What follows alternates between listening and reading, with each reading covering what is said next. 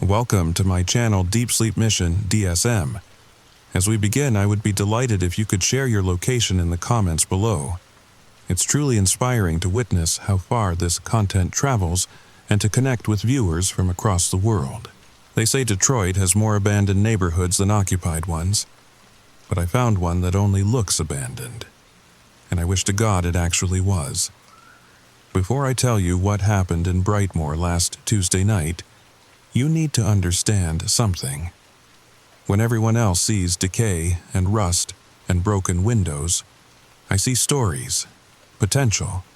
That's why I bought my camera equipment, why I started the Urban Exploration channel, why I thought documenting Detroit's forgotten places would be my ticket to something bigger. But some places aren't meant to be documented. Some neighborhoods aren't abandoned at all. They're just waiting. If you're listening to this in bed right now, maybe with your lights off, thinking this is just another creepy story to help you drift off to sleep, I need you to do something for me. Check your window. Make sure your curtains are fully closed. Because after what I saw 6 miles from downtown Detroit in a neighborhood that Google Maps says doesn't exist anymore, I can't shake the feeling that they're still watching, still counting, still deciding who gets to leave. And now, our story begins. The email came through at 11:47 p.m. last Monday. No subject line, just coordinates and a single sentence. This neighborhood isn't on any current map, but the lights still work. I get tips like this sometimes. Urban explorers, history buffs, people who stumble across forgotten corners of Detroit and think I might be interested. Usually they lead to nothing special. Another empty factory, another row of gutted houses. But something about this one felt different. Maybe it was the timestamp, or the fact that the sender's email address was just a string of numbers, or maybe it was because when I plugged those coordinates into Google Maps, it showed me a blank gray square 6 miles northwest of downtown.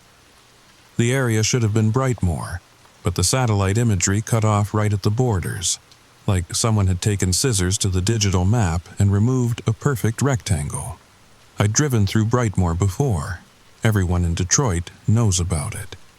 Hit hard in 2008, massive foreclosures, blocks and blocks of abandoned homes. The city had been tearing them down for years, trying to consolidate the remaining residents into denser areas. But according to my research, the specific area from the coordinates had been completely cleared in 2019. Officially, nothing was there anymore. What I didn't mention in my initial research was the strange pattern I'd noticed in the city records. Between 2019 and 2022, 17 people had gone missing from areas adjacent to that gray square on the map. Not all at once, spread out over months, sometimes a year apart. The police reports were frustratingly similar. Last seen driving toward Brightmoor. Cars found abandoned on Schoolcraft Avenue. No signs of struggle, no indication of where they'd gone. The missing persons cases had one other thing in common. They were all urban explorers, photographers, or documentary filmmakers. People like me. People drawn to forgotten places and untold stories. I should have paid more attention to that pattern. Tuesday afternoon, I loaded my camera bag into my beat-up Honda Civic.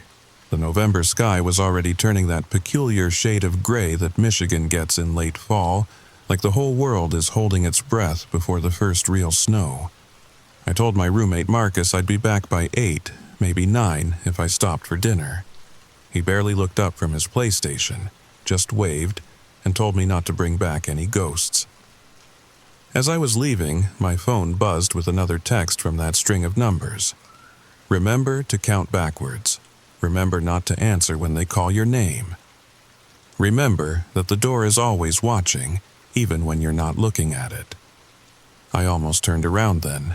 Should have turned around. But the urban explorer in me, the part that thrives on the unknown and the forbidden, pushed me forward. The drive out was normal enough. Down I-96, past the old Packard plant, through neighborhoods in various stages of either decay or gentrification. Detroit's always been a city of contrasts, but lately the contrasts have gotten sharper. One block will have freshly painted houses with Range Rovers in the driveways. The next will look like it's been abandoned since the 70s. But as I got closer to the coordinates, I noticed the radio starting to act strange. Static kept cutting through the music, and occasionally I'd hear what sounded like whispered numbers. 1847, 1847, 1847, always the same number, over and over. I turned onto Schoolcraft Avenue and watched my GPS carefully. According to the coordinates, I needed to turn left in about half a mile, onto a street that shouldn't exist. But there it was, Elmdale Street. The sign was new, weirdly new, like it had been installed yesterday. The street itself looked recently paved. Smooth black asphalt that seemed to absorb the late afternoon light. As I made the turn, my car's engine sputtered for a moment, like it was reluctant to enter this place. The temperature dropped noticeably. I could see my breath fogging the windshield despite the heater running full blast. I turned left and immediately felt my stomach drop. The neighborhood was perfect. Not perfect in a good way, perfect in a way that made every instinct scream at me to turn around. Every house was identical. Two-story colonials with red brick and white trim. Every lawn was exactly the same shade of green, despite it being November. Every driveway had the same gray concrete, unmarked by oil stains or cracks. But it was the lights that really got me. Every single house had the same warm yellow glow in the front windows. The exact same intensity, the exact same color temperature. Like someone had bought 1,000 identical bulbs and installed them all at once.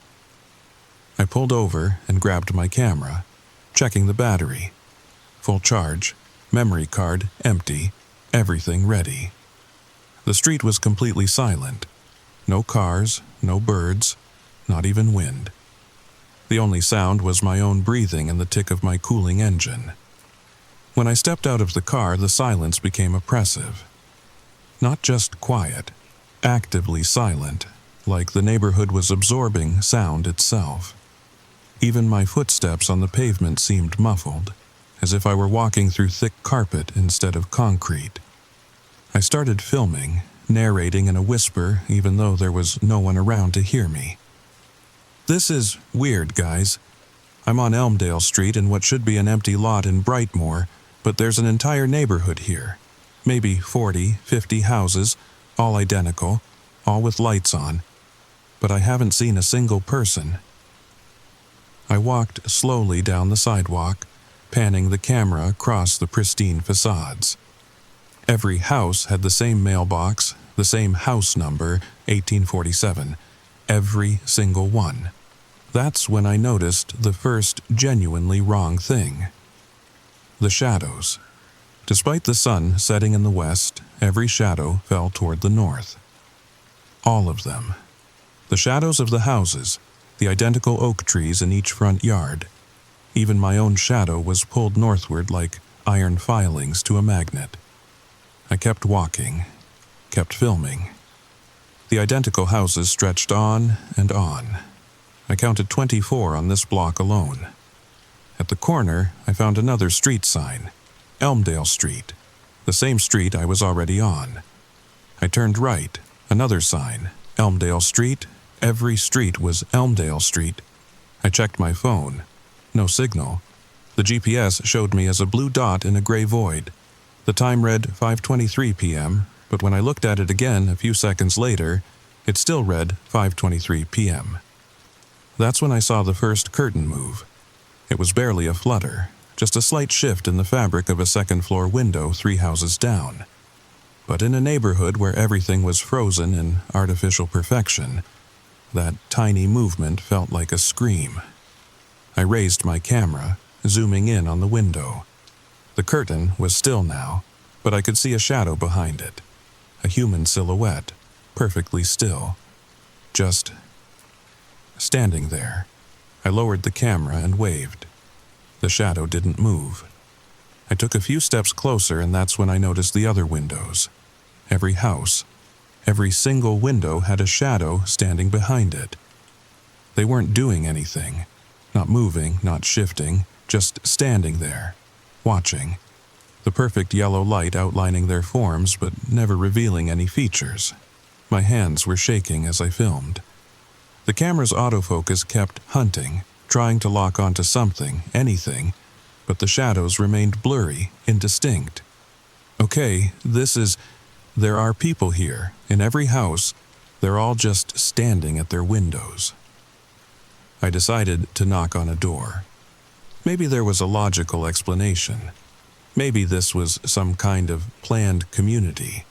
One of those experimental neighborhoods where everyone agrees to maintain certain standards. Maybe the identical houses were intentional. Maybe. I walked up the pathway to the nearest house, number 1847, like all the others. The doorbell was a simple white button. I pressed it. No sound, not from outside, not from inside. The shadows in the windows didn't move. I knocked, 3 solid raps that seemed to die the moment my knuckles left the wood, like the sound was being absorbed. The door opened. Not slowly, not quickly.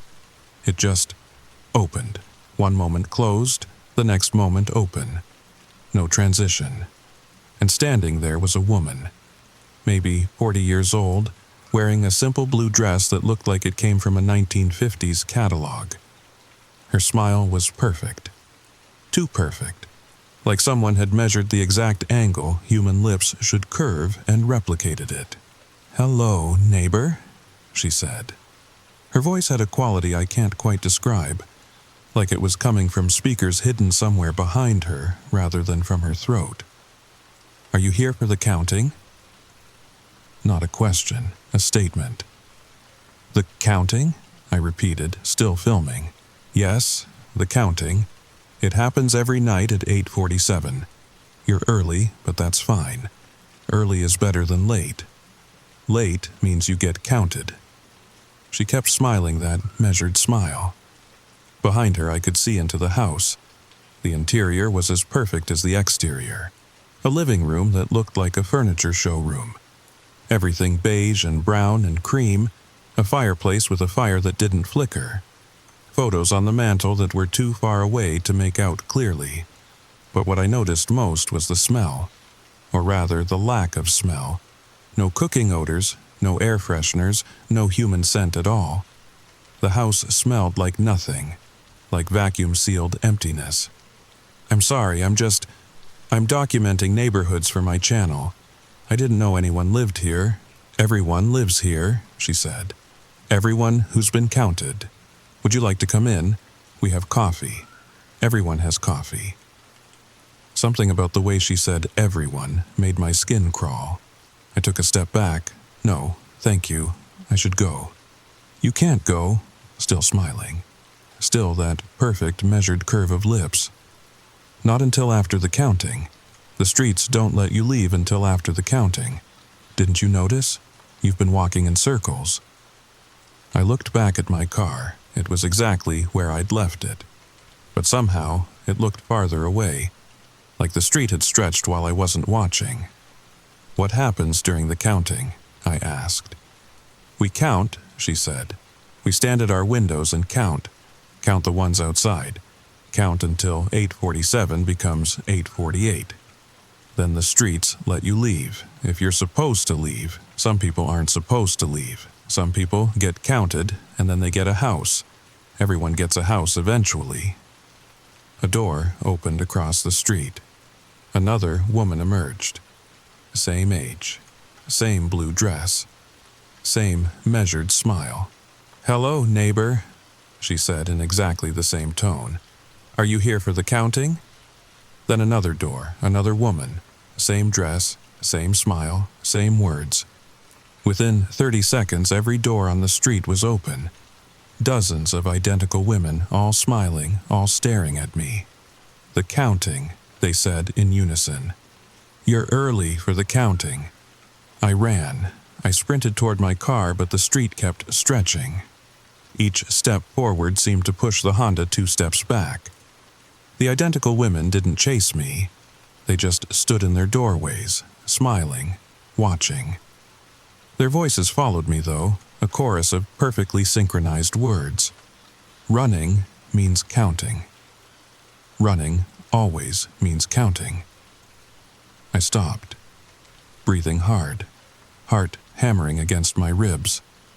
The car was still impossibly far away, but when I turned around, the women were gone. Every door was closed. The shadows were back in the windows. My phone buzzed. 5:23 p.m. Still 5:23 p.m. But I had a text message from a number that was just zeros. Rules for Elmdale Street 1. Don't run. Running means you need to be counted. 2. Don't enter the houses before 8 o'clock p.m. 3. Don't look at the photographs. 4. Don't open the red door. Hush 5. During the counting, stand still. Close your eyes. Count backwards from 100. If you hear your name, don't answer. 7. The streets open at 8:48 p.m. You have 1 minute to leave. 8. If you're counted, you get a house. 9. Everyone gets a house eventually. I read it 3 times. Each time, the words seemed to shift slightly, like they were being rewritten as I watched. Another text came through. You have been seen. You cannot leave until after the counting. Find the red door if you want answers. Don't find the red door if you want to leave. I looked around. Every house was identical. Red brick, white trim, but no red doors. Every door was white. The sun was setting now, but not in any natural way. It was sinking straight down, like someone was pulling it through the bottom of the sky. The shadows grew longer, still all pointing north. The yellow lights in the windows grew brighter. I started walking. Not running, walking. The car stayed exactly the same distance away no matter which direction I went. The neighborhood was a maze of identical streets, all named Elmdale, all lined with the same houses. But I kept looking for a red door. At what should have been the edge of the neighborhood, I found a chain-link fence. Beyond it, Detroit sprawled out normal and chaotic and beautiful in its imperfection. I could see cars passing on the main road, people walking. The real world just 50 feet away. I grabbed the fence. The metal was ice cold, colder than it should have been. When I tried to climb, my hands stuck to it. Not frozen, stuck. Like the fence was holding me. You can't leave until after the counting. The voice came from behind me. I turned, pulling my hands free with a sound like Velcro. A man stood there, middle-aged, wearing a brown suit that looked like it came from the same era as the woman's dress. His smile was the same measured curve. I tried to leave too. The first night, everyone tries to leave the first night, but the counting has to happen. The neighborhood needs its count. What is this place? I asked, still filming, though I wasn't sure the camera was actually recording anymore. The red light was on, but it was blinking in a pattern I'd never seen. Brightmoor, he said. The real Brightmoor, the one they built in 1952. Perfect houses for perfect families. But perfection has a price. It needs to be maintained. The counting maintains it. That doesn't make any sense. Does your Detroit make sense? He asked. Buildings falling down. People leaving, everything dying. This Detroit doesn't die. It counts. It maintains. It preserves. Every night at 8:47, we count who belongs and who doesn't. And if I don't belong? His smile widened. Still measured, but wider. Then you leave at 8:48 if you remember to leave. Some people forget. The counting makes them forget. They get counted, and they forget they ever wanted to leave. They get a house. Number 1847. Everyone gets the same house. Everyone gets the same life. Perfect, maintained, preserved. I looked at my phone. 6:15 p.m. No, that couldn't be right. It had been 5:23 for what felt like an hour. Time moves when the neighborhood wants it to move, the man said. You have 2 hours and 32 minutes until the counting. I suggest you find somewhere to stand. Not inside a house. Not outside on the street, somewhere between. That's the safest place during the counting. What about the red door? I asked. His smile faltered, just for a second. The first imperfect thing I'd seen. There is no red door, he said. There has never been a red door. Stop looking for the red door. He turned and walked away. After exactly 10 steps, he vanished. Not gradually, just gone. I kept walking. The neighborhood seemed to go on forever. Hundreds of identical houses, maybe thousands, all with their yellow lights, all with their shadows in the windows. Then I saw it. The red door wasn't on a house. It was standing alone in the middle of a small park. A door frame with no walls, no building, just a red door standing impossible and wrong in a patch of too green grass. I approached slowly.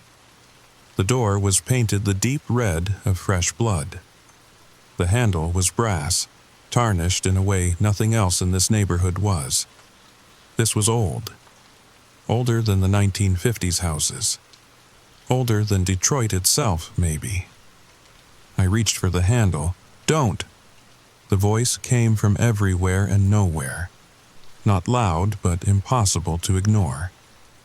Don't open the red door. Not unless you want to understand. Understanding means staying.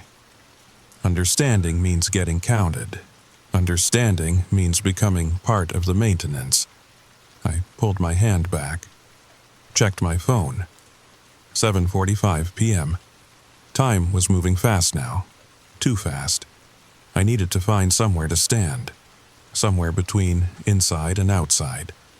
The man had said that was safest. I spotted a porch. A covered porch on one of the identical houses. Not inside, not outside. Between. I climbed the steps and stood against the wall. From here I could see dozens of houses, hundreds of windows. All the shadows were moving now, taking positions, getting ready. 8 o'clock p.m. The doors started opening, not all at once, but in a wave. Starting from the far end of the street and rolling toward me. People emerged, men in brown suits, women in blue dresses, children in clothes that looked borrowed from a museum. They walked to their windows and stood, facing outward. Their eyes were open but focused on nothing, like they were sleeping standing up. 8:30 p.m. The counting would start soon. I pressed myself against the wall, made myself small. The camera was still running, though the battery should have died hours ago. 8:45 p.m. The streetlights came on. Not electric lights. Gas lamps. Flames that burned without flickering. The shadows they cast all pointed to the red door. 8:46 p.m. Everything stopped. Even the air seemed to freeze.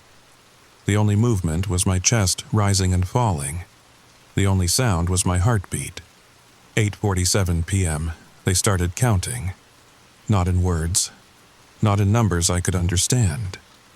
It was a sound like whispers made of static. Like radio stations overlapping. Like voices from the bottom of a well. 1 who walks, 2 who run, 3 who stay, 4 who are done. I closed my eyes. Started counting backwards from 100 like the text had said. 100, 99, 98, 5 who see, 6 who saw, 7 who break, 8 who law. 7, 96, 85. The counting grew louder. Not louder, closer, like it was happening inside my skull. 9 who dream, 10 who wake, 11 who give, 12 who take. 90s, 94, 93, 92. I heard my name, clear as day, my full name. middle name included. The name my grandmother called me before she died. Don't answer. Don't answer. Don't answer. 91, 90, 89. We see you, the voices said. We count you. You are number 1847. You get a house. Everyone gets a house. 88, 7, 86. I felt hands on my shoulders. Cold hands. Too many hands. More hands than could belong to any number of people. 85, 84, 83. Stop counting, they said. Stop counting and open your eyes. See your house. See your perfect house. Number 1847. Just for you. Just for always. 82, 81, 80. The hands pulled. Trying to move me from the porch. Trying to drag me into the street where the counting was strongest. 79, 78, 77. I thought about Marcus. About my apartment with its water stains and creaking floors. About Detroit, real Detroit, with all its imperfections and beauty and struggle and life. 76, 75, 74. You don't want that, the voices said. You want perfection. You want maintenance. You want to never worry again. Never change again. Never die again. 372. 71. The red door opened. I didn't see it open, but I knew it had. The counting stopped. The hands let go. Everything went silent. Then, footsteps. Slow. Measured. Coming closer. 70, 69, 68. You're doing well. A new voice. Older. Tired. Keep counting. It's almost over. 8:48 is coming. The minute of leaving. But you have to finish the count. 67, 66, 65. The footsteps stopped right in front of me. I could feel breath on my face. Cold breath that smelled like old photographs. They got me in 1952, the voice said. The first counting. I opened the red door. I wanted to understand. Now I do. Now I maintain the counting, every night, forever. Don't open your eyes. Don't stop counting. Don't become like me. 4, 63, 62. The presence moved away. The regular counting resumed, but weaker now. Like they'd lost interest. I kept going, all the way down. 10, 9, 8, 7, 6, 5, 4, 3, 2, 1. I opened my eyes. 8:48 p.m. The streets were empty. Every door was closed. Every window was dark. The neighborhood looked abandoned, properly abandoned. Like it should have been all along. I ran, really ran this time. My car was exactly where I'd left it, 20 feet away. The keys were in my hand, though I didn't remember taking them out. I drove, fast, not looking back. The streets led out easily now. Elmdale to Schoolcraft to the highway to home. When I finally pulled into my apartment complex, it was 9:15 p.m. Marcus was still on the couch. "You're late," he said. "Find any ghosts?" I didn't answer. I just went to my room and uploaded the footage. The video file was corrupted. Hours of static. Except for one frame at 8:47 p.m. A single, clear image of the red door, and reflected in its surface thousands of houses stretching on forever. Each one numbered 1847, each one with a shadow in the window. And in the corner of the frame, barely visible, was me, standing in a doorway, wearing a brown suit I don't own, smiling that perfect, measured smile. I've watched that frame 100 times. It's definitely me, but also definitely not me. It's the me that said yes, the me that got counted, the me that got a house. I went back yesterday, in daylight, with Marcus. The coordinates lead to an empty lot. No houses, no streets, no red door, just grass and debris and a sign saying, "Future Development, coming 2026. But every night at 8:47 p.m., my phone buzzes. A text from Zeros. You were counted but not collected.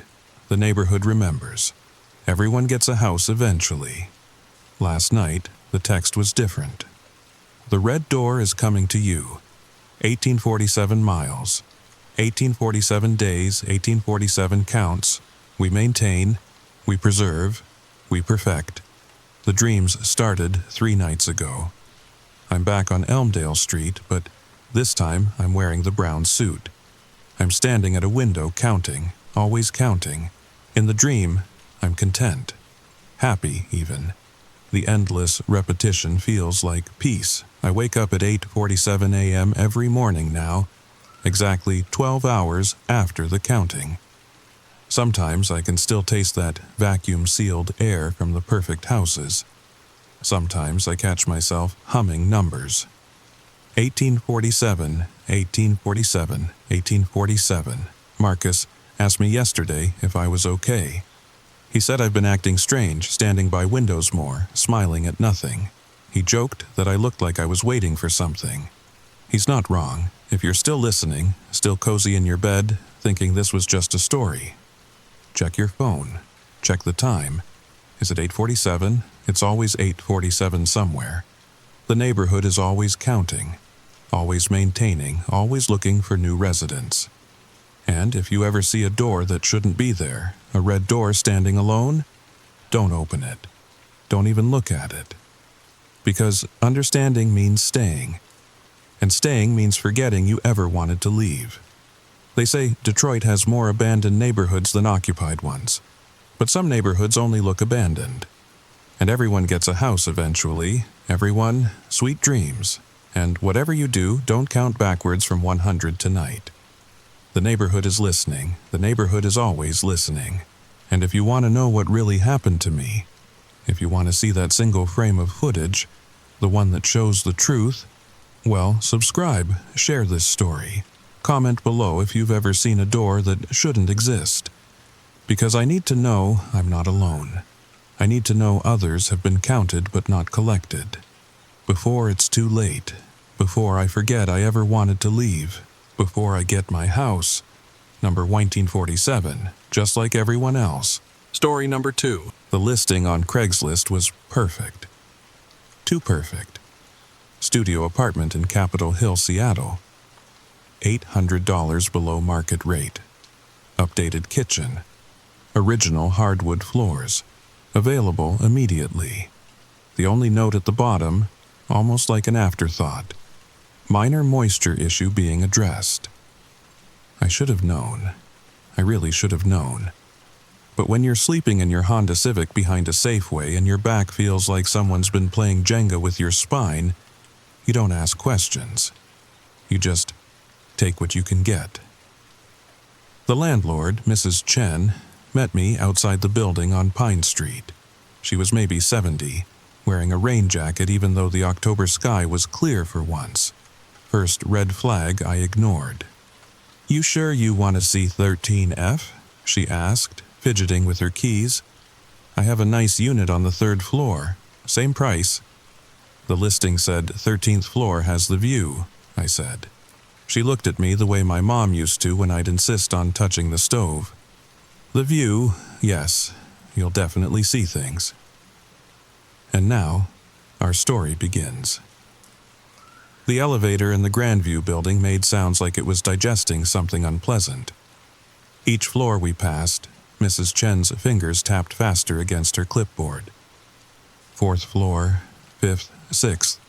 "I've owned this building 43 years, she said suddenly.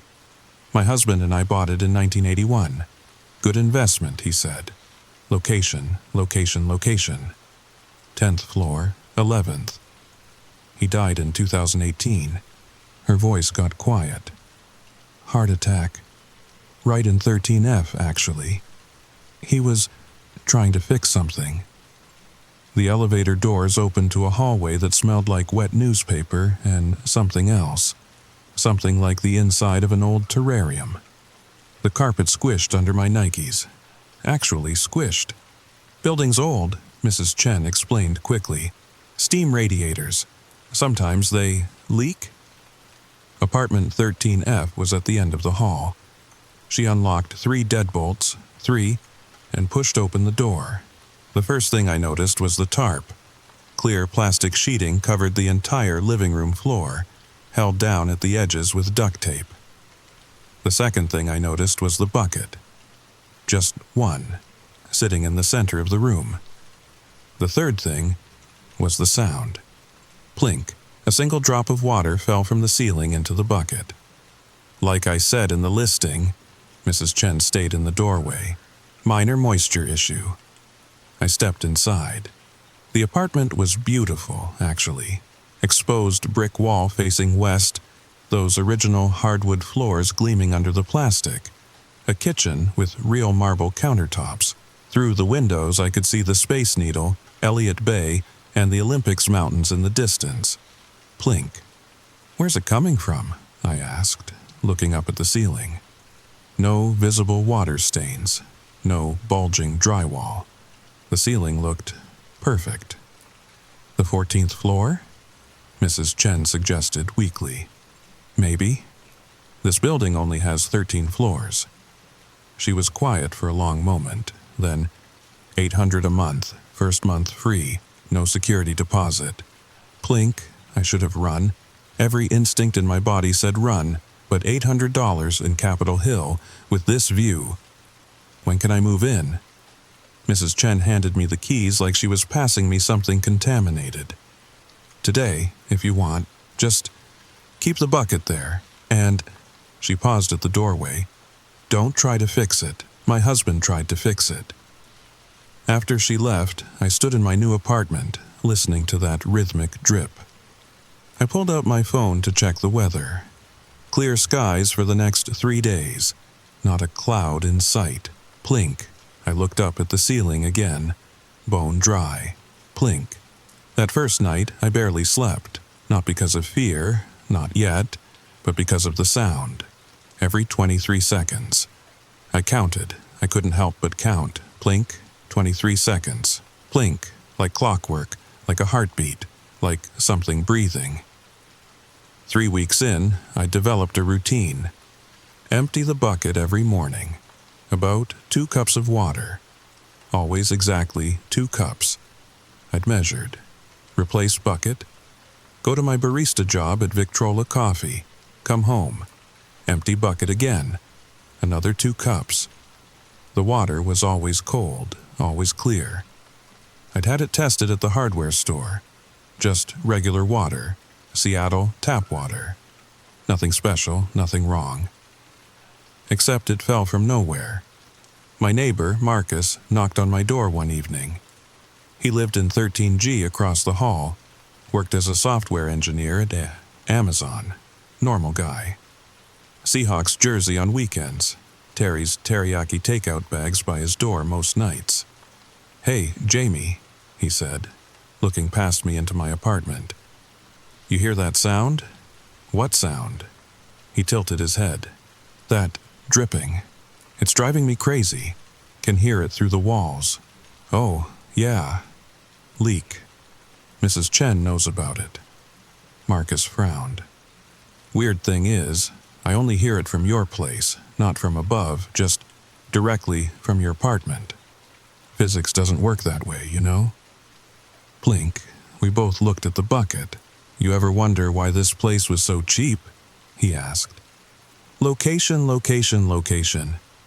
He laughed, but it was nervous. "Sure. Hey, fun fact. You know what was here before this building?" I shook my head. "Seattle Municipal Hospital. Demolished in 1979. This was where the tuberculosis ward stood. 13th floor is exactly where the..." He paused. "Never mind. I'm being weird. Amazon's got me stressed. See you around." That night, I couldn't stop thinking about what he'd said. I sat on my couch, the one I'd bought from Goodwill, and watched the bucket. The water fell straight down. No angle, no splash pattern suggesting it came from any direction but directly above. Plink. I got a ladder from the building's maintenance closet, climbed up. touched the ceiling where the drops originated. Dry. Completely dry. I pressed my hand against it. Solid. No give. No moisture.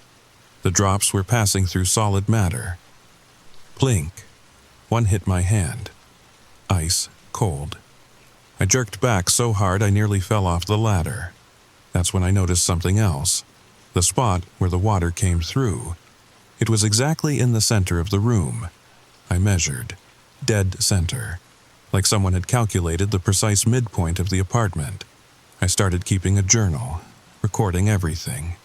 Time between drops. Still 23 seconds. Amount of water. Still exactly 4 cups per day. Temperature. Always 41 degrees Fahrenheit. Then I noticed the pattern within the pattern. Every 7th day, the drops would stop for exactly 1 hour. Always at 3:17 a.m. I'd wake up to the silence, and it was somehow worse than the sound. That absence felt like held breath, like something waiting. During one of these silences, I heard something else. Footsteps. Above me. Slow. Deliberate. Walking from one end of the ceiling to the other. Then back. Then stopping directly over the bucket. The building only had 13 floors. Plink. The drops resumed. November in Seattle means rain. Real rain. The kind that turns the city into an impressionist painting, all blurred edges and reflected lights. I loved it usually. The sound on windows, the smell of wet pine, the excuse to live in hoodies. But now, inside my apartment, it was something else. The day the first winter storm hit, I came home from work soaked, shook off my umbrella in the hallway, kicked off my wet shoes, and froze. The bucket was overflowing. Not just full, overflowing. Water spreading across the tarp, pooling against the walls. But that wasn't the worst part. The drops were coming faster. Much faster. Plink, plink, plink, plink, like rain. Like actual rain. But the ceiling, still dry, still solid. I grabbed towels, bowls, pots, anything that could hold water. Set them all out on the tarp. The drops weren't just falling in one spot anymore. They moved, spreading across the ceiling in a pattern that seemed almost deliberate. I called Mrs. Chen. "It's raining," she said before I could speak. "Inside my apartment, yeah." "No, outside. It's raining outside." "I know, but when it rains outside, it rains inside 13F. When it's clear outside," she paused, "it still drips inside 13F. That's how it's always been." "Always? How long is always?"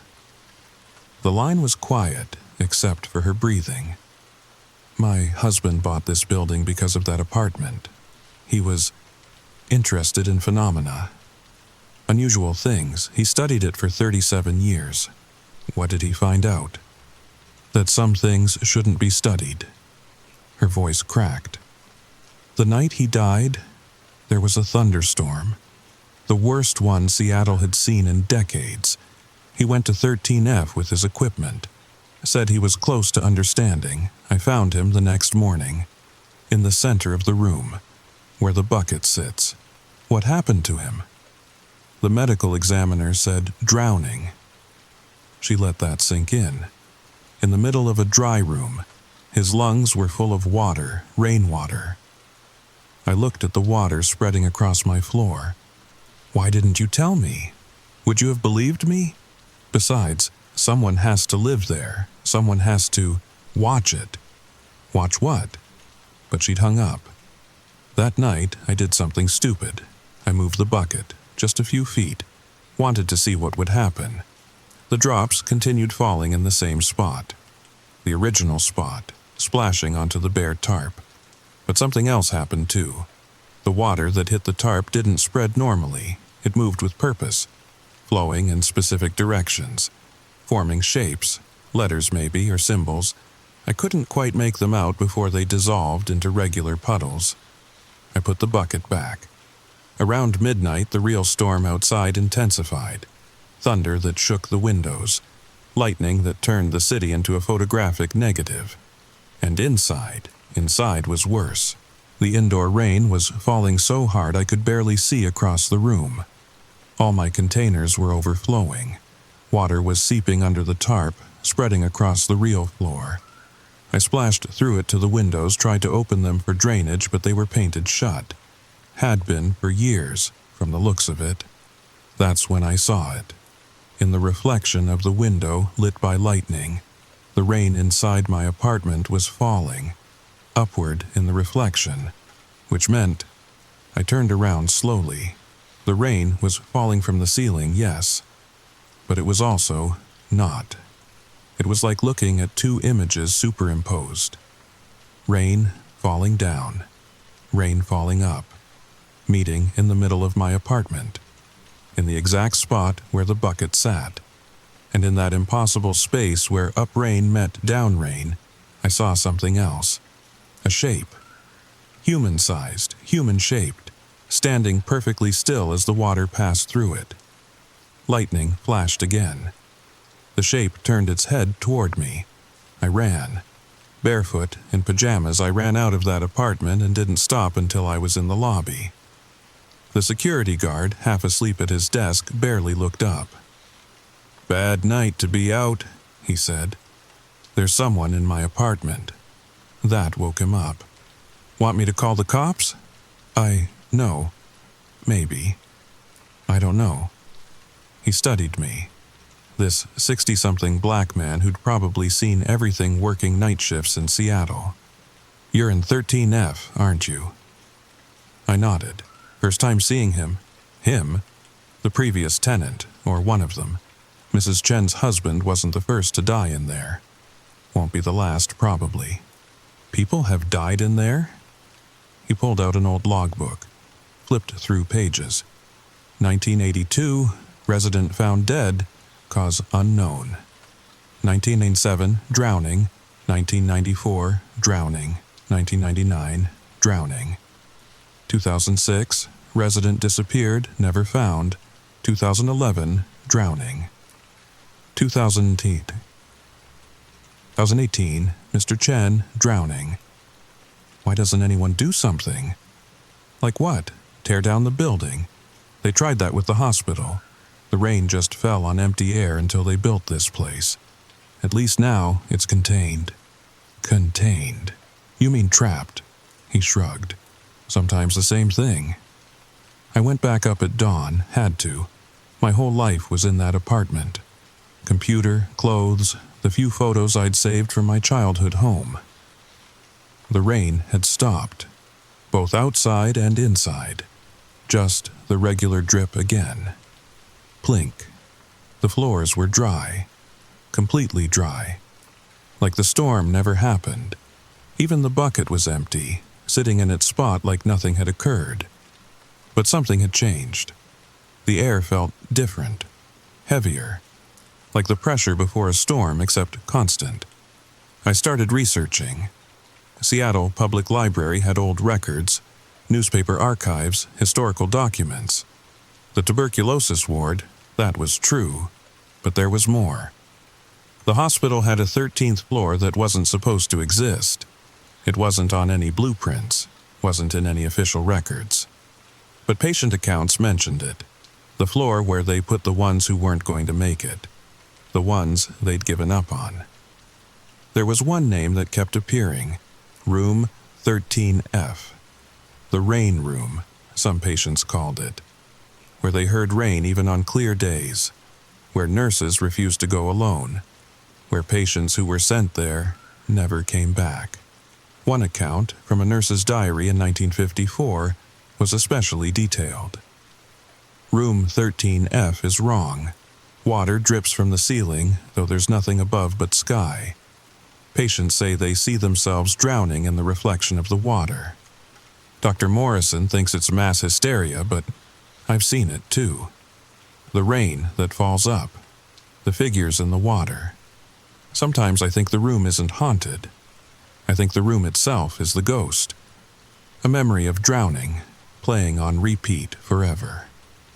I found Marcus in the hallway that evening. Told him everything. showed him the research. "You know what you're describing," he said. "A glitch, like in code. A loop that can't resolve. Something that's supposed to end but can't, so it just continues. How do you fix a glitch? You find what's causing the loop and you break it, or," he paused, "you let it complete its function, which is whatever it was trying to do when it got stuck." That night, I sat by the bucket, just sat there watching the drops fall, counting. But this time I counted differently. Not the seconds between drops, but the drops themselves. 1, 2, 3. At exactly 1,317 drops, the water stopped. Not for an hour, not for the usual pause, it just stopped. The silence was deafening.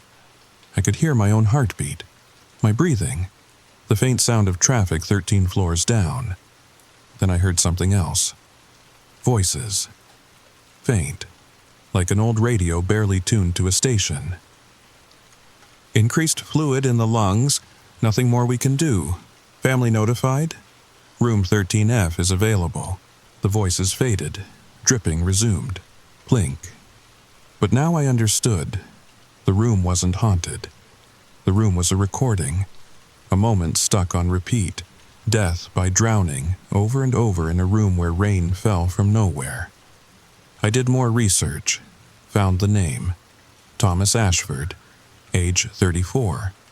Admitted to Seattle Municipal Hospital on October 13, 1953, with severe tuberculosis.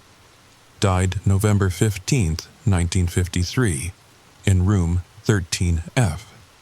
Cause of death: complications from tuberculosis resulting in fluid accumulation in the lungs. Drowning in his own body. Drowning in a dry room while rain fell from nowhere. I found his grave at Lakeview Cemetery. Small stone, barely visible under decades of moss. I cleaned it, left flowers. White roses from Pike Place Market. Sat there in the actual rain and told him I understood.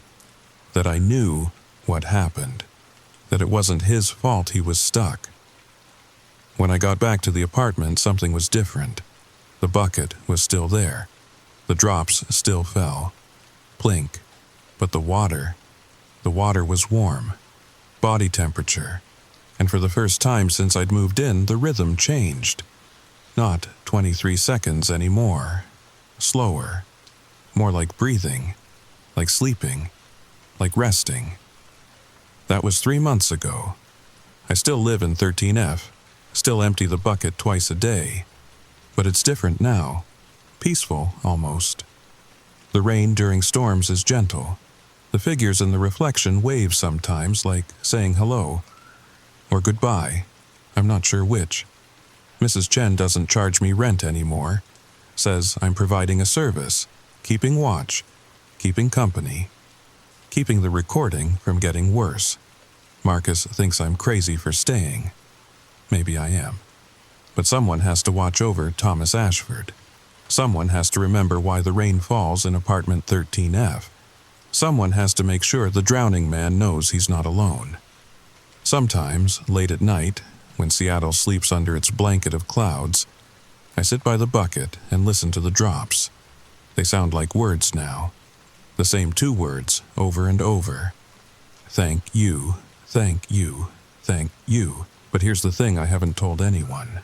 Not Mrs. Chen, not Marcus, not even the diary I keep. Last week I started coughing. Just a little. Nothing serious. But yesterday there was water in it. Just a drop. Clear. Cold. Exactly 41 degrees Fahrenheit. The bathroom mirror shows me getting paler. My reflection is starting to look watery. Translucent in certain lights. And sometimes when I look at the bucket, I see 2 shadows reflected in the water. Thomas Ashford's and mine. I think I know now why the previous tenants drowned.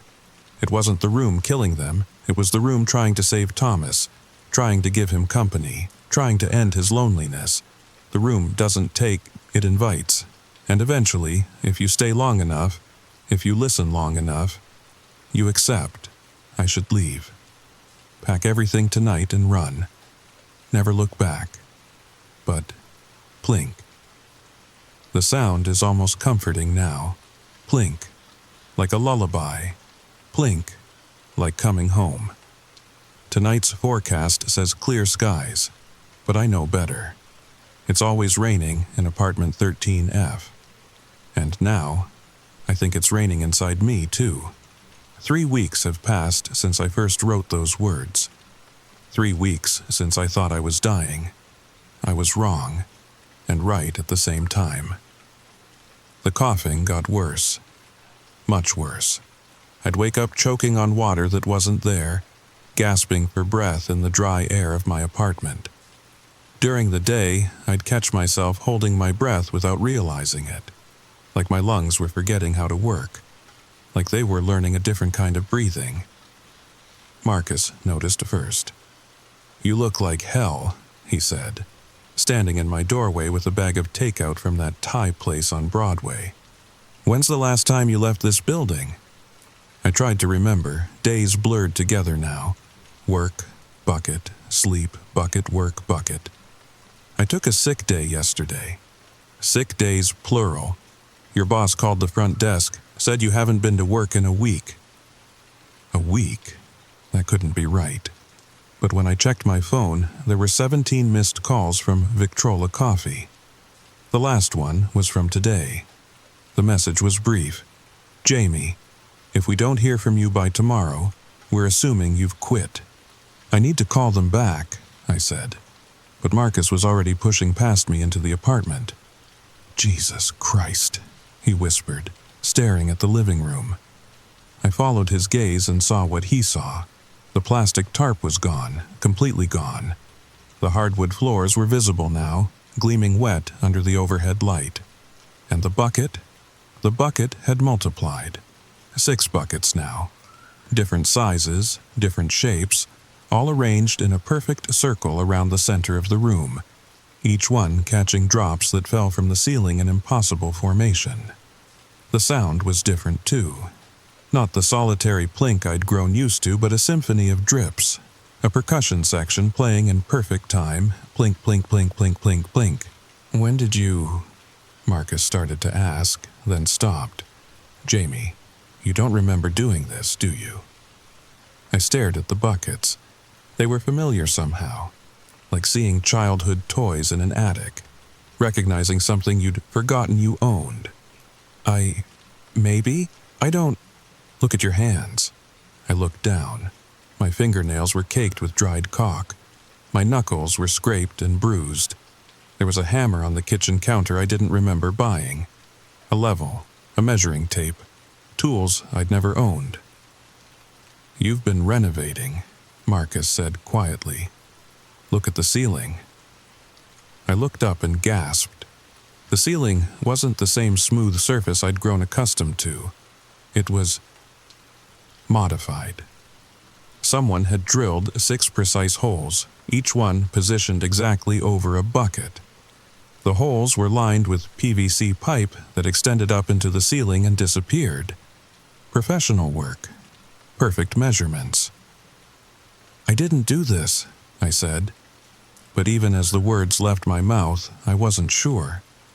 The past week was a blur of half-remembered dreams and waking moments that felt like sleepwalking.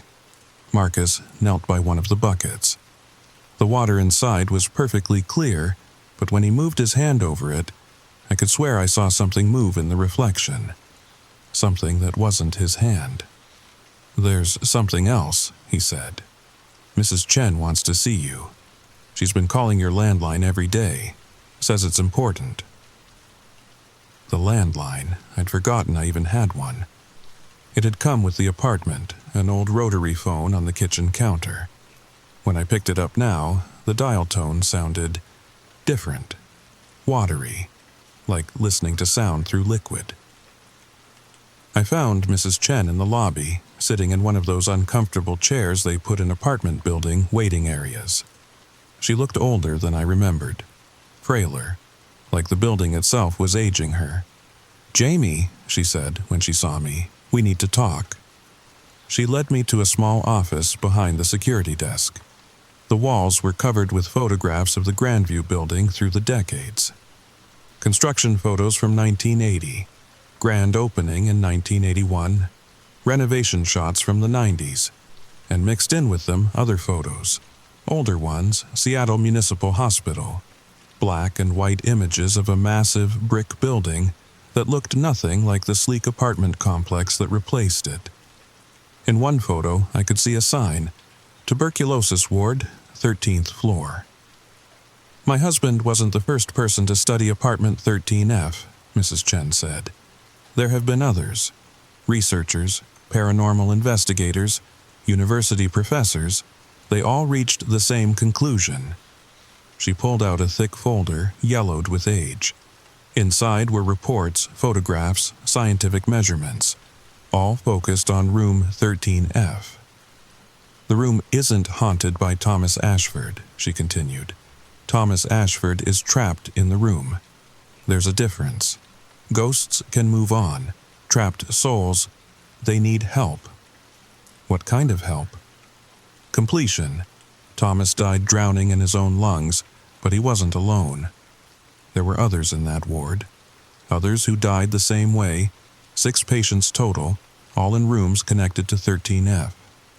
They were moved there on the same day, November 15th, 1953. My blood went cold. November 15th, today's date. The hospital records show they were part of an experimental treatment, a new procedure for advanced tuberculosis cases. They were connected to a central drainage system, a machine that was supposed to extract fluid from their lungs, but something went wrong. The machine reversed. Instead of removing water, it pumped water in. All 6 patients drowned simultaneously. She showed me a hospital blueprint. 6 rooms connected by pipes to a central collection point. Room 13F was in the middle. The machine was experimental, designed by a doctor named Harrison Weber. After the accident, he was dismissed from the hospital, disappeared entirely, but his notes survived. She handed me a notebook, the pages brown with age. He believed consciousness could be transferred through water, that memories, thoughts, even souls could flow like liquid through connected systems. I opened the notebook. Dr. Weber's handwriting was cramped, frantic, filled with diagrams of impossible machines and theories that sounded more like science fiction than medicine. Consciousness is electromagnetic, one entry read. Water is the perfect conductor. If we can create a closed-loop system, we can transfer awareness from dying tissue to a stable medium. Death becomes nothing more than a change of address. He was trying to save them, Mrs. Chen said, but instead he trapped them. 6 souls connected through water, unable to die, unable to live.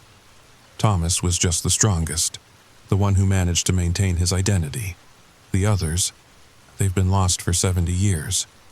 "The buckets," I whispered. She nodded. "You've been preparing for them. Not consciously, but Thomas has been guiding you. He wants to save his friends. He needs 6 vessels, 6 connection points, 6 chances to let the others remember who they were. And if they remember, then they can choose, stay or go, live or die. For the first time in 70 years, they'll have a choice." I looked at the hospital blueprint again. 6 rooms, 6 patients, 6 buckets in my apartment. What happens to me? Mrs. Chen was quiet for a long moment. "I don't know. My husband thought someone living needed to be the conductor. The bridge between the trapped souls and the living world. But everyone who's tried has drowned.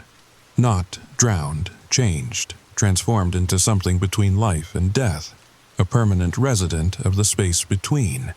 Plink, plink, plink, plink, plink, plink. Even down here in the lobby, I could hear them. The 6 buckets calling to 6 lost souls. Thomas's friends, waiting 70 years for someone to remember their names. "I can't make you do this," Mrs. Chen said. "And I can't stop you. But if you're going to try, Tonight is the only chance. November 15th, the anniversary, the night the loop began. I took the hospital records, Dr. Weber's notebook, and the building blueprints. Everything I'd need to understand what I was about to attempt. "What about you?" I asked. "What happens to you if this works?" She smiled sadly. "I get to stop being the guardian of other people's unfinished business. I get to sell this building and move somewhere warm, somewhere it doesn't rain every day." As I rode the elevator back to the 13th floor, I thought about choices. About the choice to move into 13F, the choice to stay, the choice to listen to Thomas Ashford's story instead of running away, and now, the choice to help him save his friends. The apartment door was open when I reached it. Inside, the 6 buckets were full, not with water, but with light. Soft, blue-white light that pulsed like heartbeats, like breathing, like 6 people trying to remember how to be alive. Thomas stood in the center of the room, not as a reflection this time, but solid, real. He looked exactly like his hospital photograph. 34 years old, thin from illness, but with eyes full of hope. "Thank you," he said, and his voice sounded like rain on windows. "They've been waiting so long to come home." Plink, plink, plink, plink, plink, plink. The sound of 6 hearts beating in perfect synchronization. The sound of completion. Story number 3. The receipt is still warm in my hand, still crisp from the printer. I'm staring at it right now, and my fingers won't stop shaking. The date at the top says Saturday, October 28th, 2023. But today is Friday. Today is definitely Friday the 27th. I checked my phone 3 times, 4 times. The pizza guy just left 2 minutes ago, and I can still smell his cologne lingering in my doorway. That weird mix of pepperoni grease and something sweet, like old candy. Before I tell you what happened tonight, before I explain why I'm sitting here with every light in my apartment on and a baseball bat next to my couch, let me ask you something. When was the last time you really looked at your delivery driver? I mean, really looked at them. Not just a quick glance while you're fumbling for your wallet or signing the receipt. Because, after tonight, I'll never ignore them again.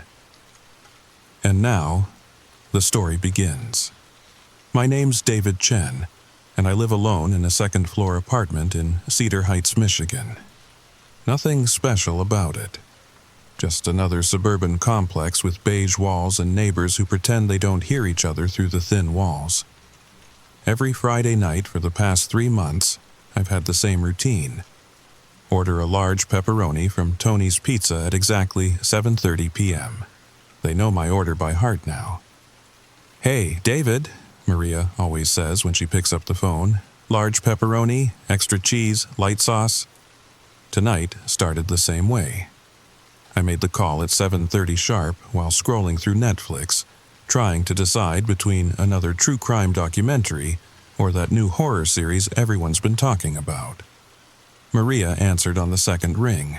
Same cheerful voice, same order confirmation.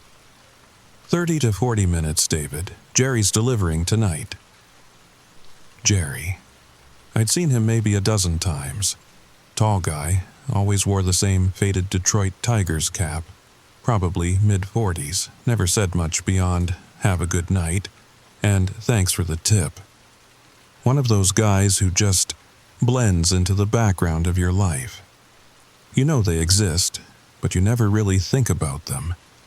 I settled on the horror series. Figured it would be a good way to unwind after another mind-numbing week of data entry at the insurance company. The first episode was just getting good. Some family moving into a house with a dark history. When my doorbell rang at 8:15, right on time, I paused the show and grabbed my wallet from the coffee table. $25 in my hand, 20 for the pizza, 5 for Jerry, same as always. The doorbell rang again as I walked to the door, which was weird. Jerry never rang twice. He was patient like that. "Coming?" I called out, looking through the peephole. Jerry stood there, but something was off. He was smiling. In 3 months of deliveries, I'd never seen Jerry smile, not once. And this wasn't just any smile. It was huge, showing all his teeth like someone had told him the world's funniest joke. The porch light made his face look pale, almost gray, and his tiger's cap was sitting at a weird angle, like he'd put it on in a hurry. I opened the door, keeping the chain on. Old habit from living in Detroit for a few years. "Hey, Jerry. Everything okay?" His smile got wider. Impossibly wider. "Perfect night for pizza, David. Perfect night." His voice sounded thick, like he had a mouth full of peanut butter. I unlatched the chain and opened the door fully, and that's when the smell hit me. Not just pizza, but that strange, sweet smell I mentioned earlier, like cotton candy that had been left in a hot car. Jerry held out the pizza box with one hand and the receipt with the other. His fingernails, God, his fingernails were so long and dirty. Black stuff caked underneath them like he'd been digging in soil. "20 even," he said, even though the receipt clearly showed $19.99 plus tax, which came to $21.39. I'd paid it enough times to know. I handed him the 25, trying not to stare at his fingernails. "Keep the change." He took the money and shoved it in his pocket without counting it. Then he held out the receipt again, practically pushing it into my hand. "You need this," he said. "Very important you keep this." That's when I noticed his eyes. In the porch light, they looked wrong. The pupils were huge, like black holes with just a thin ring of brown around them. And they weren't quite focusing on me. They were looking through me, or past me, into my apartment. "Sure, thanks, Jerry." I took the receipt and started to close the door. "David," his hand shot out and caught the door. Those long fingernails scraped against the wood. "Check the date." Then he turned and walked away. Not to his car. Jerry always parked right in front of my building. He just walked straight across the parking lot and disappeared into the darkness between the buildings. No car, no delivery bag, just gone.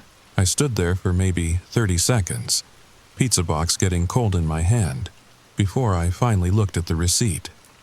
Saturday, October 28th, 2023. 8:15 p.m. Tomorrow's date. Tomorrow's exact time. I need you to understand something. I'm not the kind of person who believes in supernatural stuff.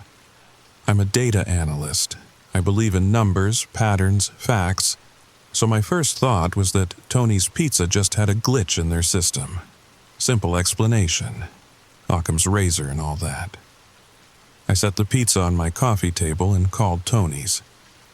"Tony's Pizza, this is Maria." "Hey Maria, it's David Chen. I just got my delivery, but there's something weird with the receipt."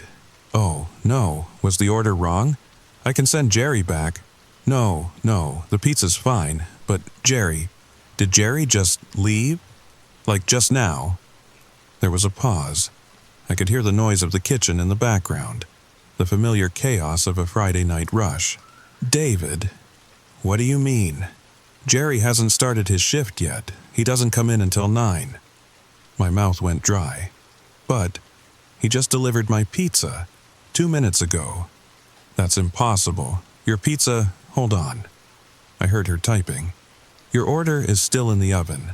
Should be ready in about 10 minutes. Mike's taking it. Jerry called in sick this afternoon. Food poisoning." I looked at the pizza box on my table. Still warm. The Tony's Pizza logo stared back at me. "Maria, someone just delivered a pizza to my door. Said he was Jerry, took my money. David, are you feeling okay? Should I call someone for you?" "I'm not crazy, Maria. I have the pizza right here and the receipt." I grabbed it and my hand trembled slightly. "The receipt says tomorrow's date. Tomorrow's, David, Our system doesn't even let us print future dates. It's impossible." I heard myself laugh. One of those nervous laughs that comes out when your brain doesn't know how else to process information. Yeah, you're right. Must be, I don't know. Maybe someone's playing a prank. Do you still want your actual order? Mike can bring it in about 20 minutes. No, I'm good. Thanks, Maria. I hung up and stared at the pizza box. The logical part of my brain was doing gymnastics trying to explain this. Maybe it wasn't really Jerry. Maybe someone who looked like Jerry was running some weird scam. But why? Who delivers fake pizzas? I opened the box. The smell hit me immediately. Not the usual Tony's pizza smell. This was different. The cheese looked normal enough, but underneath, the sauce was too dark, almost black in places. And the pepperoni was arranged in a pattern, a perfect spiral, starting from the center and working its way out. I counted exactly 43 pieces, each one precisely placed. No pizza place does that. They just throw them on randomly. I picked up a slice, and that's when I saw it. Underneath, where I'd lifted the slice, someone had written something in the sauce. Words spelled out in that too dark red. "See you tomorrow." I dropped the slice. It landed, cheese side down on my carpet, and I didn't even care. My phone buzzed. A text from an unknown number. "Don't waste it, David. You'll need your strength." I called 911. What else was I supposed to do? But when I tried to explain what happened, it sounded insane even to me. A fake pizza delivery guy brought me tomorrow's pizza with a creepy message? The dispatcher was polite but clearly thought I was either drunk or having some kind of episode. She said she'd send a patrol car to do a welfare check. While I waited, I did what any rational person would do. I Googled Jerry Pizza Delivery, Cedar Heights, Michigan. The third result made my blood run cold. Local pizza delivery driver found dead in apartment. Cedar Heights Gazette, October 28, 2022. Exactly 1 year ago. Tomorrow's date from last year. The article was brief. Jerry Coleman, 44, found dead in his apartment after failing to show up for work at Tony's Pizza. Cause of death unknown, but not suspicious. He'd been dead for approximately 24 hours when found. There was a photo. It was him. The same Jerry who'd delivered my pizza 3 months ago. Tonight. The same tiger's cap, the same face. But Jerry Coleman had been dead for a year. Part 3. The pattern emerges. The police came and went. Officer Martinez was nice about it. Took notes, looked at the pizza, even bagged the receipt as evidence, though I could tell he was just humoring me. He ran the unknown phone number. It came back as disconnected. No surprise there. "Look, Mr. Chen," he said, standing in my doorway. "October's a weird time. Kids play pranks. Maybe someone at the pizza place is messing with you. But if anything else happens, anything at all, you call us, okay?" After he left, I threw the pizza in the dumpster outside. All of it. Even touched it as little as possible, using the box like a giant spatula to slide the whole thing into the trash. Then I came back inside and scrubbed my hands until they were raw. It was 10:30 p.m. now. I wasn't hungry anymore, wasn't tired either. Just wired, like I'd drunk 10 cups of coffee. I went back to my laptop and kept searching. Jerry Coleman had worked at Tony's for 6 years before his death. Model employee, according to a memorial post on Tony's Facebook page. Never missed a shift until the day he didn't show up. The day they found him. The comments were full of people sharing memories. Jerry delivered to us every Friday. Such a quiet, nice man. He always remembered extra Parmesan. Then I found something that made me close my laptop and seriously consider leaving my apartment right then and there. A Reddit post from R Unsolved Mysteries, dated 2 years ago. My pizza delivery guy knows things he shouldn't know. The post was from someone in Cedar Heights. Username deleted, but the details. God, the details. Every Friday, this delivery guy named Jerry brings my pizza. Normal enough, right? But last week, he told me to be careful on my drive to work Monday. I laughed it off. Monday, there was a 10-car pileup on I-94. If I'd left at my normal time, I would have been in it. I left late because my cat knocked over my coffee and I had to change shirts. The week after that, he told me not to eat the tuna sandwich I was planning for lunch the next day. I ignored him. Worst food poisoning of my life. Last night, he handed me my receipt and it had tomorrow's date on it. He said, "This is the important one, Sarah. Don't ignore this one. I'm scared." The last update was dated October 27th, 2022. The day before Jerry's death. I searched for Sarah, Cedar Heights, Michigan. October 2022. Found an obituary. Sarah Morrison, 28, died October 28, 2022. Cause of death not listed, but donations were suggested to the Mental Health Foundation. Same day as Jerry. My hands were shaking so bad I could barely type. I found 3 more posts. Different platforms, different people, all from Cedar Heights or nearby areas. All mentioned a delivery driver who knew things. All mentioned wrong dates on receipts. All posted within days of October 28th in different years. 2021, Marcus Thompson, 34. Last Facebook post. The pizza guy just gave me a receipt for tomorrow. This is weird, right? Found dead October 28th, 2021. Heart attack. 2020, Jennifer Wu, 41. Twitter. Why does my delivery receipt say tomorrow's date? Hatch a creepy pizza night. Died October 28th, 2020. Accident. 2019.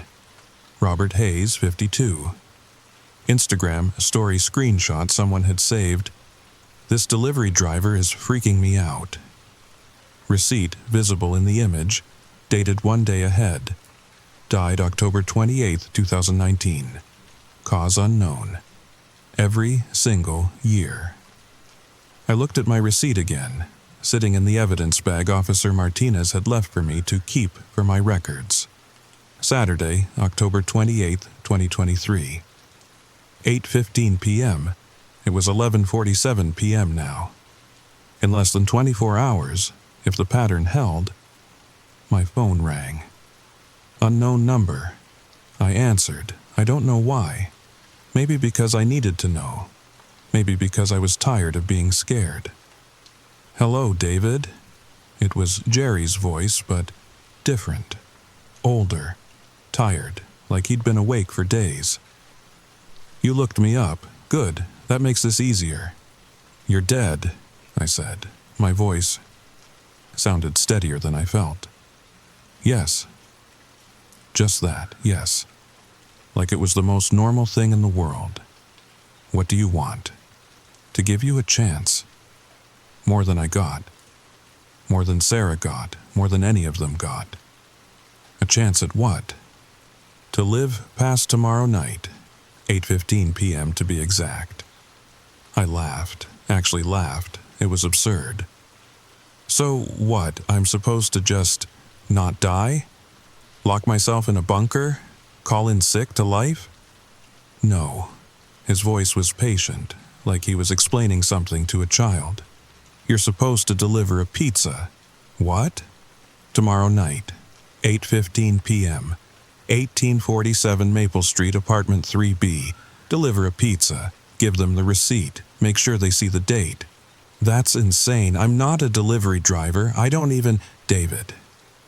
His voice changed, became desperate, scared. I tried to break the pattern. Sarah tried. Marcus tried. They all tried. The only way out is to pass it on. 1 year. You get 1 year, then you deliver the pizza to the next person and the next forever. Or what? Or tomorrow at 8:15 p.m. your heart stops. or you have an accident, or you simply stop. The universe course corrects. Final Destination was a documentary, David. They just didn't know it. This is crazy. You're crazy. I'm hanging up. Check your bedroom wall. I stopped. What?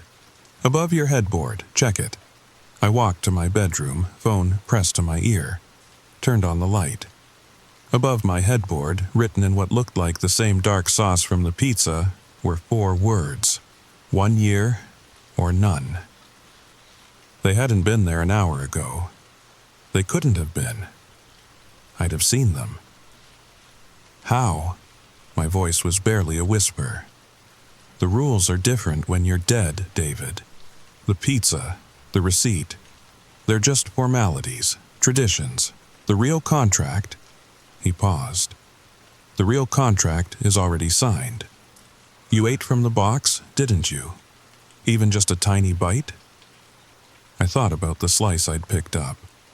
The string of cheese I'd absently pulled off and eaten without thinking while I was looking at the pattern. Such a small thing. Such a human thing. Yes, then it's done. Tomorrow, 8:15 p.m. Tony's will have an order ready for 1847 Maple Street. You'll deliver it. You'll give them the receipt with Sunday's date. And then you'll have your year. And if I don't, then you'll be making deliveries anyway. Just like me, forever. But without the year in between, without any breaks. Every October 28th for eternity. The line went dead. I didn't sleep. How could I? I spent the rest of the night researching, planning, thinking. I found 1847 Maple Street on Google Maps. It was real.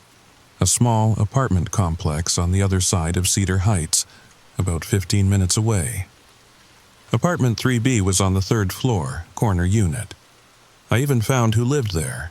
Social media is terrifyingly helpful sometimes. Jessica Palmer, 31, graphic designer, lived alone with 2 cats, posted regularly about her Friday night routine, wine, Netflix, and delivery food. Usually Chinese, sometimes Thai, never pizza, until tonight apparently. Saturday crawled by like a dying animal. Every hour felt like a day. I called in sick to work, not that I'd be going Monday anyway, one way or another. I tried to eat but couldn't, tried to watch TV but couldn't focus. The words above my bed had faded but were still visible, like a stain that wouldn't quite wash out. At 4 p.m., something strange happened. I was sitting at my kitchen table, staring at my laptop screen, when the air in my apartment changed. It became thicker, like trying to breathe through wet cotton. The temperature dropped at least 10 degrees in seconds. My breath started misting. That's when I heard them. Voices. Whispers coming from the walls themselves. At first, I thought it was my neighbors, but the sounds were too muffled, too distant, like voices calling from the bottom of a well. I pressed my ear against the wall that separated my apartment from Mrs. Rodriguez next door. The whispers got clearer. Don't let him break the chain, David. Pass it on, David. 1 year is better than none, David.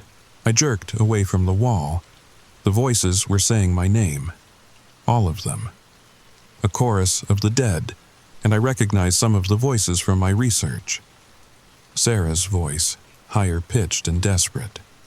Marcus, deep and pleading. Jennifer, with that slight accent I'd noticed in her old YouTube videos. They were all there, all of them, trapped in whatever space exists between life and death, bound to this cursed delivery route. We tried to fight it, Sarah's voice whispered from the heating vent above me. All of us tried, but the pattern is stronger than any one person. The pizza isn't just food. Marcus's voice came from the electrical outlet by my desk. It's a binding, ancient, older than Cedar Heights, older than Michigan, this land.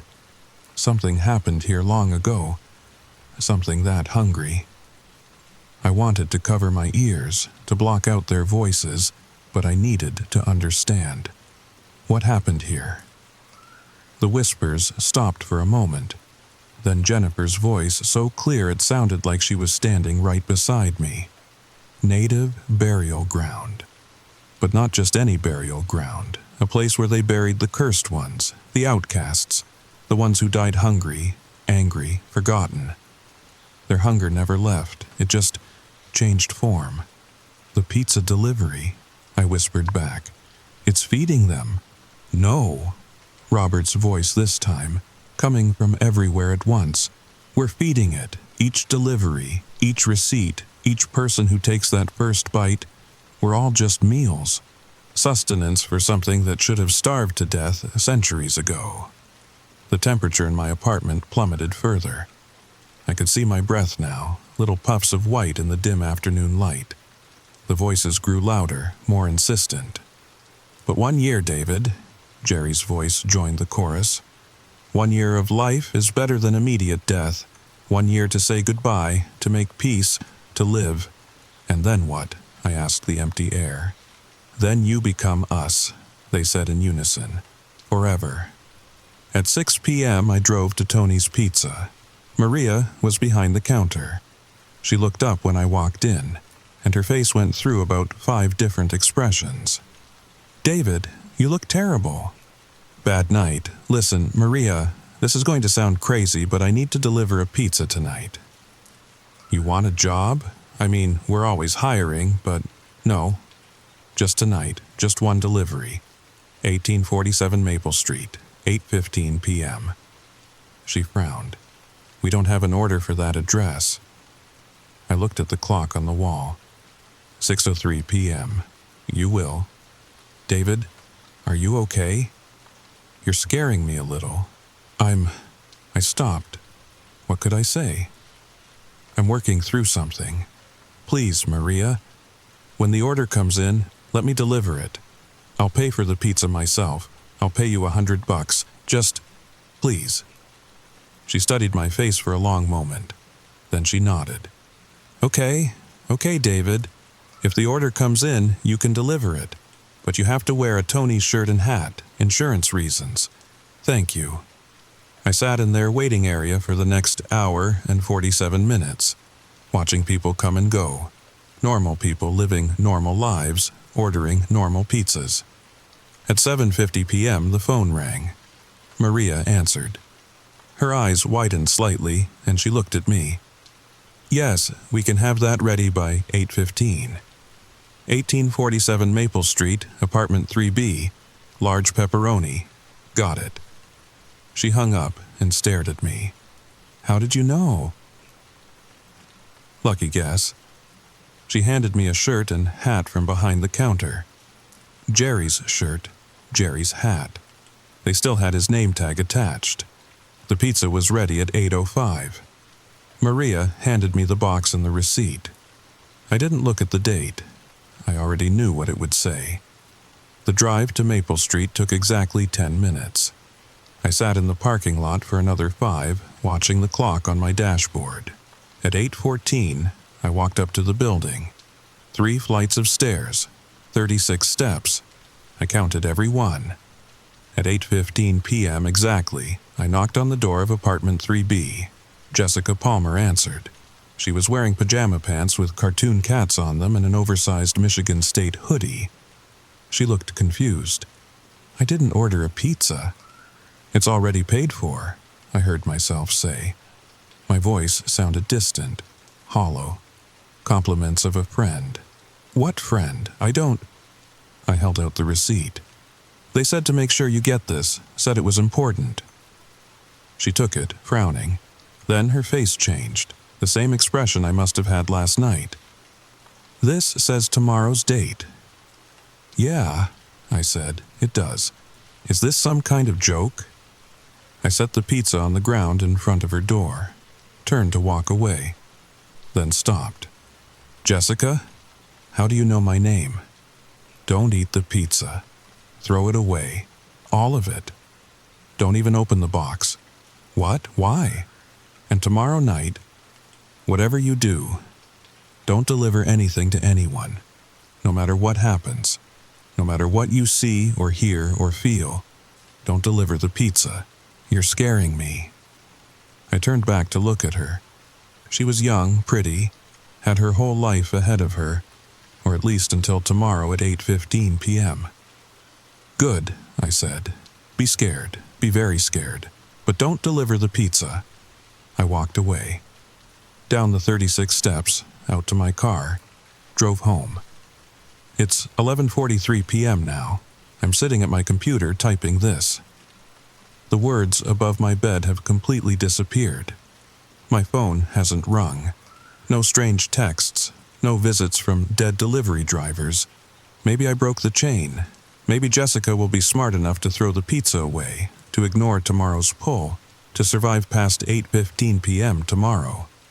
Maybe the pattern ends with her, or maybe I just signed my own death warrant. Either way, I want you to know what happened. I want someone to know that Jerry Coleman tried to save me. That all of them, Sarah, Marcus, Jennifer, Robert, they all tried to save the next person in line. We're not heroes, we're just people caught in something we don't understand, trying to do the right thing even when the right thing might kill us. It's 11:58 p.m. now. 2 more minutes until Sunday, until the date on Jessica's receipt becomes today. My heart is still beating, still breathing, still alive, for now, but I can smell it again, that sweet smell. Cotton candy and something else, something older, something waiting.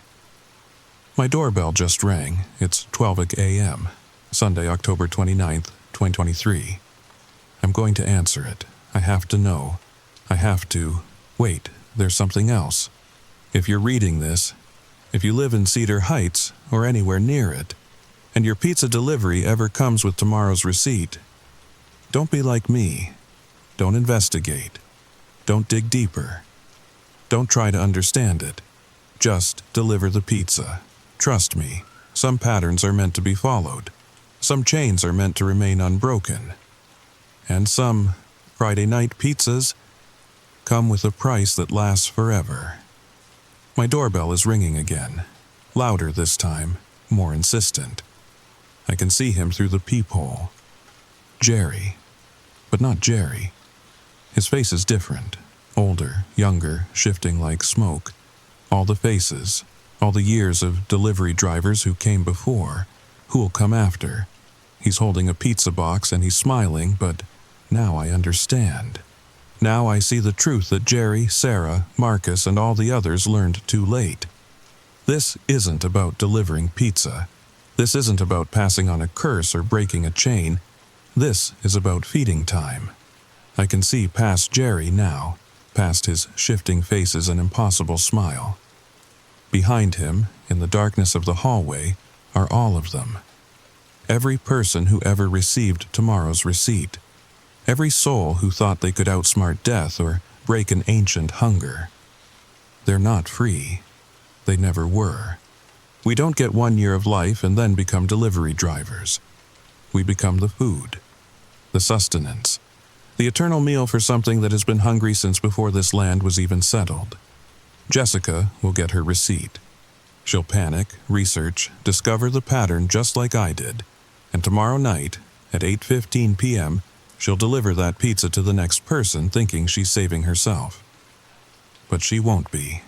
None of us are. The receipt isn't tomorrow's date. It's our expiration date. I'm opening the door now. Jerry's smile is impossibly wide, showing teeth that go back too far, too deep. The pizza box in his hands is steaming, but not with heat. "Welcome home, David," he says with my voice, Sarah's voice, Marcus's voice, all of our voices. Your shift starts now. The last thing I see is Jessica Palmer through my window across town, holding that receipt, staring at tomorrow's date with the same expression of dawning horror I had last night. The last thing I think is, I'm sorry, Jessica. I'm so sorry. But now I'm hungry too. Story number 4. Static crackles through my car speakers at 2:47 a.m. Not the usual white noise you get between stations. This is different. Rhythmic. Almost like breathing. I'm driving down Route 66 outside of Amarillo, Texas, and my radio just picked up something that shouldn't exist. KOLD 540 AM, the station that's been broadcasting the same emergency alert since October 28, 1962. You're probably thinking I'm making this up. That's what I thought too when Jimmy first told me about it at the truck stop 3 weeks ago. But here I am, listening to a woman's voice from 62 years ago, telling people to seek shelter, telling them the missiles are coming, and the really messed up part, sometimes, just sometimes, she answers when you call. Now, let me tell you how this story begins. The rain hammered my windshield like bullets that night. I'd been driving for 14 hours straight, hauling a load of electronics from Phoenix to Oklahoma City. My eyes burned, my back ached, and the only thing keeping me awake was black coffee and whatever garbage the radio could pick up in the middle of nowhere. That's when I heard it. This is KOLD 540 AM, Emergency Broadcast System. This is not a test. Repeat. This is not a test. The voice was crisp, clear, like it was coming from the next room instead of through decades-old airwaves. A woman's voice, professional, but there was something underneath. Fear, maybe, or exhaustion. All residents of Potter County are advised to seek immediate shelter. Soviet missiles have been detected. Estimated time to impact, 17 minutes. My foot eased off the gas pedal. Soviet missiles? I checked my phone. 2:47 a.m., November 15th, 2024. Not 1962. But the broadcast continued. Please remain calm. Fill bathtubs and sinks with water.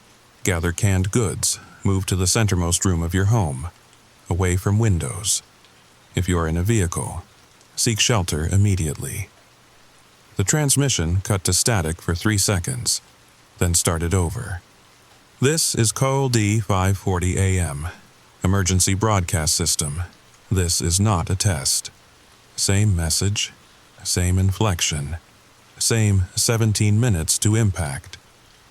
I pulled over at the next rest stop, killed the engine, and sat there in the dark listening.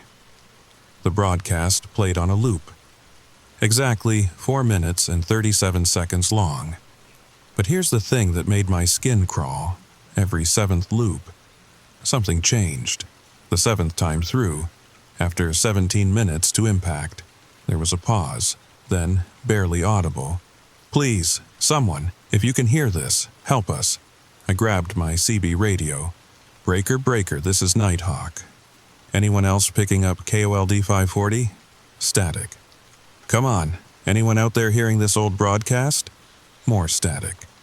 Then a voice, rough, tired. You mean the ghost station? Ghost station? Yeah, driver. KOLD 540. Been broadcasting that same alert since the Cuban Missile Crisis. October 62. Station doesn't exist anymore. Tower came down in a tornado in 73. But I'm hearing it right now. We all hear it. Those of us who drive this stretch regular. Best not to listen too long.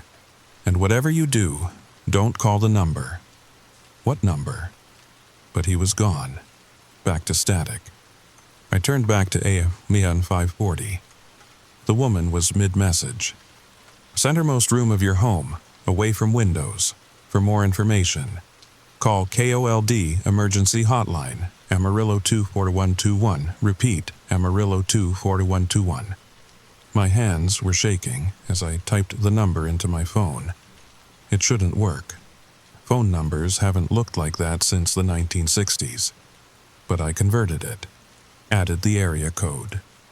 806-242-4121.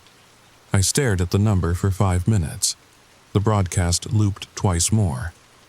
On the second loop, during the 7th repetition, the woman's voice changed again. God help us all. It's too late. They're already here. Then back to the regular message. I hit call. The phone rang. Once, twice. On the 3rd ring, it picked up. Static, then breathing. Human, breathing. Hello? My voice cracked. Thank God. Oh, thank God. Someone finally answered.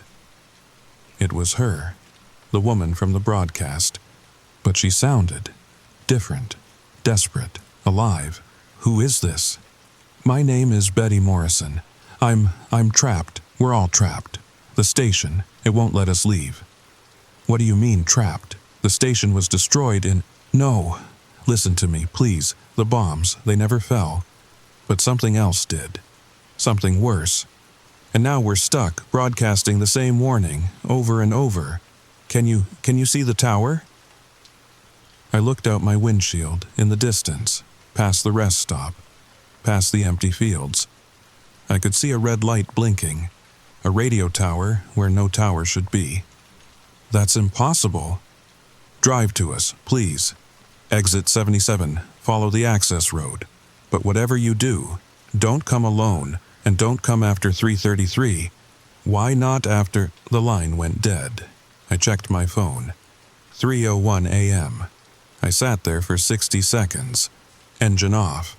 Rain pattering on the roof. Every rational part of my brain screamed at me to drive away. Continue to Oklahoma City.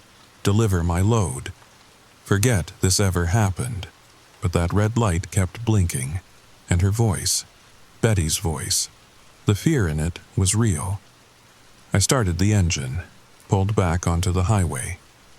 Exit 77 was 4 miles ahead. The access road was gravel, unmarked, the kind that probably led to some farmer's property, but I could see the tower now, clearer. A tall AM radio antenna, just like they built them in the 1950s and 60s. The red light at the top pulsed like a heartbeat.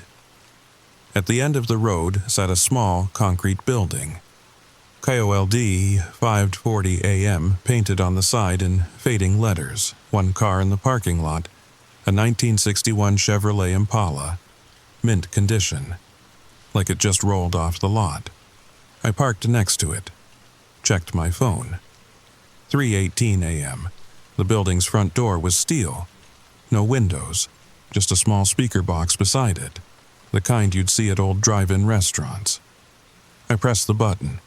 Betty? Static. Then, you came, thank God, come in, quickly. The door buzzed, clicked. I pushed it open. Inside was a small hallway, wood paneling on the walls. Those old acoustic ceiling tiles that everyone had in the 60s.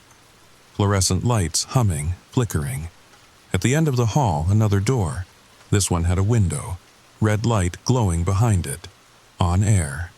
I walked down the hall. My footsteps seemed too loud, like they were echoing from somewhere else, somewhere deeper. The walls had photos, black and white, the KOL staff, fresh-faced young people in narrow ties and horn-rimmed glasses. Betty was there, third from the left, smiling, alive. But as I studied the photos more closely, I noticed something unsettling. In each frame, there were details that seemed wrong for 1962. A digital watch on someone's wrist, a cell phone outline in a shirt pocket, modern dental work visible in the smiles, and in the background of one photo, barely visible through a window, I could swear I saw the lights of modern Amarillo, the skyline that wouldn't exist for decades. I pushed open the on-air door. The broadcast booth was exactly what you'd expect from 1962. Banks of equipment with analog dials, reel-to-reel tape machines, a large microphone suspended from the ceiling, and behind the console, Betty. She looked exactly like her photo. Same hairstyle, same dress, but her eyes were wrong. Too wide, too aware, like she'd been awake for decades. You can see me.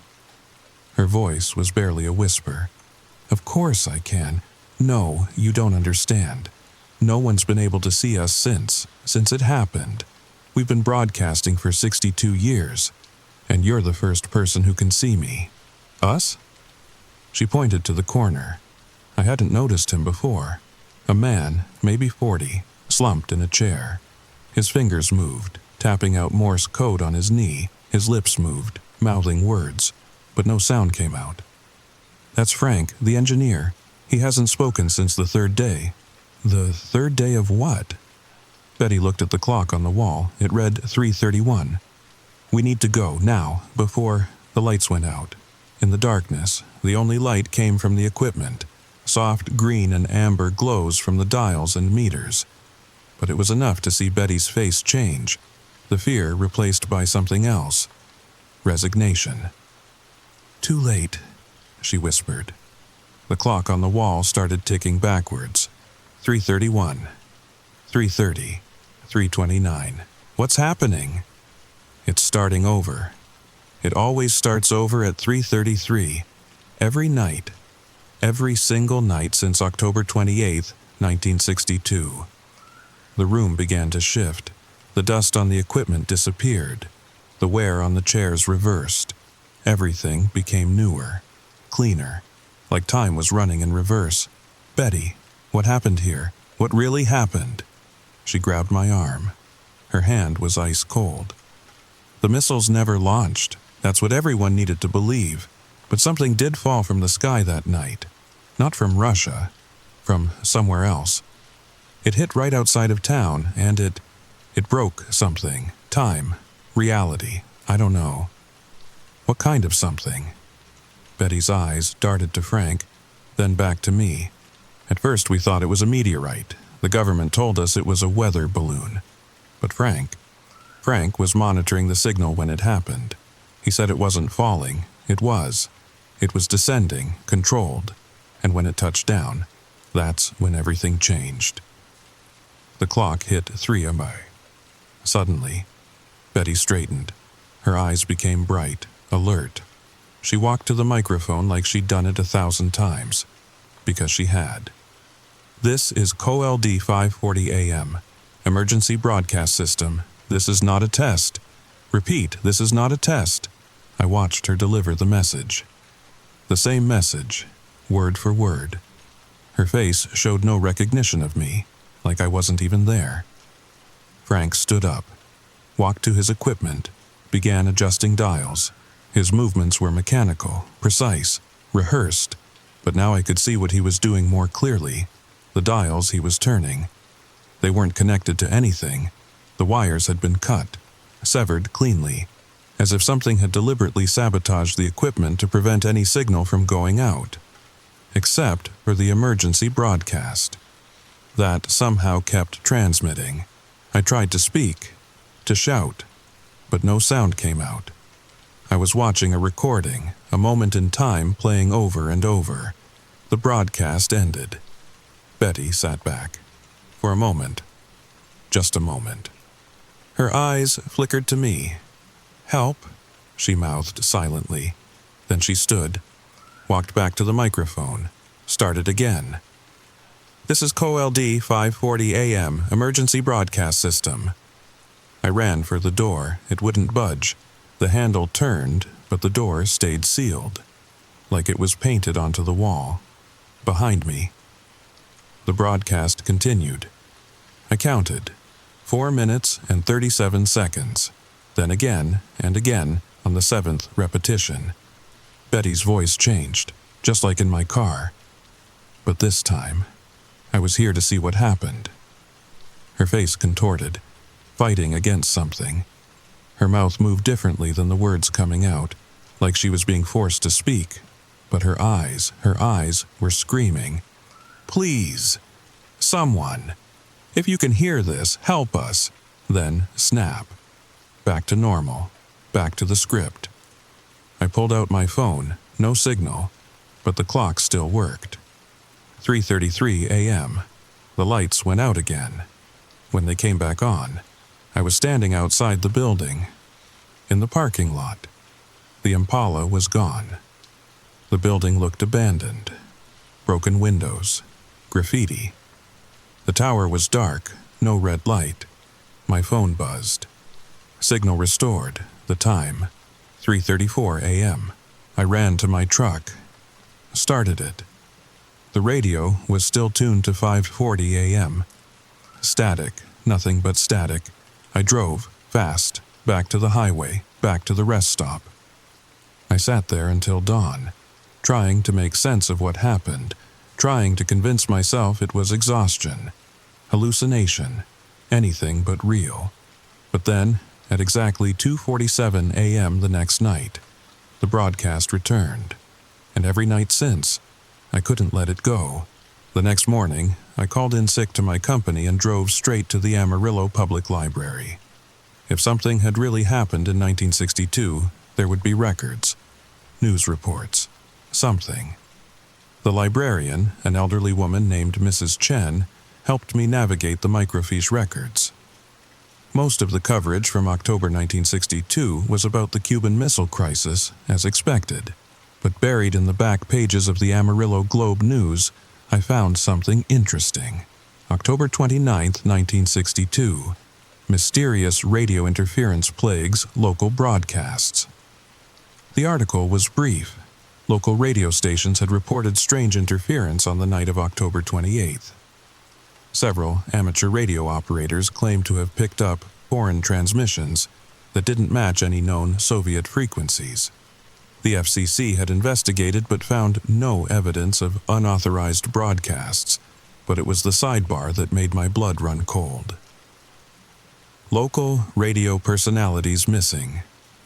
Betty Morrison, 24, night announcer at KOLD 540 AM, and Frank Morrison, 39, chief engineer, no relation, had both failed to report for work following the emergency broadcasts of October 28th.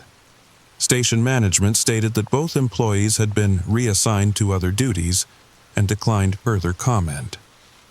I found Betty's obituary dated November 15, 1962, exactly 18 days after the incident. Cause of death: automobile accident. Her car had been found wrapped around a tree on a country road outside Amarillo. But here's what didn't make sense. The accident happened at 3:33 a.m., and according to the police report I tracked down at the courthouse, there were no skid marks. No evidence that she'd tried to brake or avoid the tree. Frank's story was even stranger. He'd been found 3 days after the broadcast, just like David had told me, but the hospital records showed something the newspapers hadn't reported. Frank had been brought in with severe electrical burns on his hands and arms. Burns that matched the pattern of electrical equipment, as if he'd been electrocuted while working on the radio transmitter. The coordinates he'd kept repeating led to a spot that in 1962 had been an empty field. But city planning records showed that the field had been purchased by the federal government in November 1962. No development ever took place. It remained fenced and off-limits for decades, until it was quietly sold back to a private citizen in '95. I drove out there that afternoon. The field looked normal enough, corn stalks swaying in the breeze. But when I got within about 50 yards of the coordinates Frank had given, my truck's engine started sputtering. The radio began cycling through stations on its own, and my cell phone screen flickered with messages that weren't there. Text notifications from contacts I didn't recognize. Calls from numbers that didn't exist. I parked at the edge of the field and walked to the exact coordinates. The GPS on my phone went haywire, spinning wildly before giving up entirely. But I found what I was looking for. A circle of dead earth, maybe 20 feet across. Nothing grew there.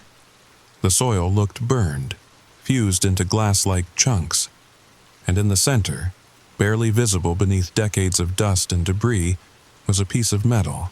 Not rusted, not weathered. It looked like it had been forged yesterday. The metal was smooth, almost liquid-looking, but solid to the touch. And when I picked it up, it was warm. Not hot, but warm like it had been sitting in sunlight. Except we were under an overcast sky. I wrapped it in a shop rag and took it back to town. At the local jeweler's shop, I asked the owner to take a look. He put it under his magnifying glass, then his microscope. After 10 minutes, he looked up at me with confusion. "This isn't any metal I recognize," he said. "The atomic structure. It's all wrong, like it's not from Earth." That night, I put the metal fragment on my dashboard and drove out to the rest stop at 2:45 a.m. At exactly 2:47, the fragment began to glow. A soft blue light that pulsed in rhythm with Betty's broadcast. And for the first time I could hear more than just her voice. In the background, barely audible, there were other sounds. Breathing, footsteps, and something else. A low humming that seemed to come from everywhere and nowhere at once. 3 weeks now. 3 weeks since I first heard KOLD 540. 3 weeks of driving that stretch of Route 66. Trying to understand. Trying to find a way to help Betty and Frank. I've learned things. The broadcast only appears between 2:47 a.m. and 3:33 a.m., exactly 46 minutes. The same 46 minutes before the supposed missile impact in 1962.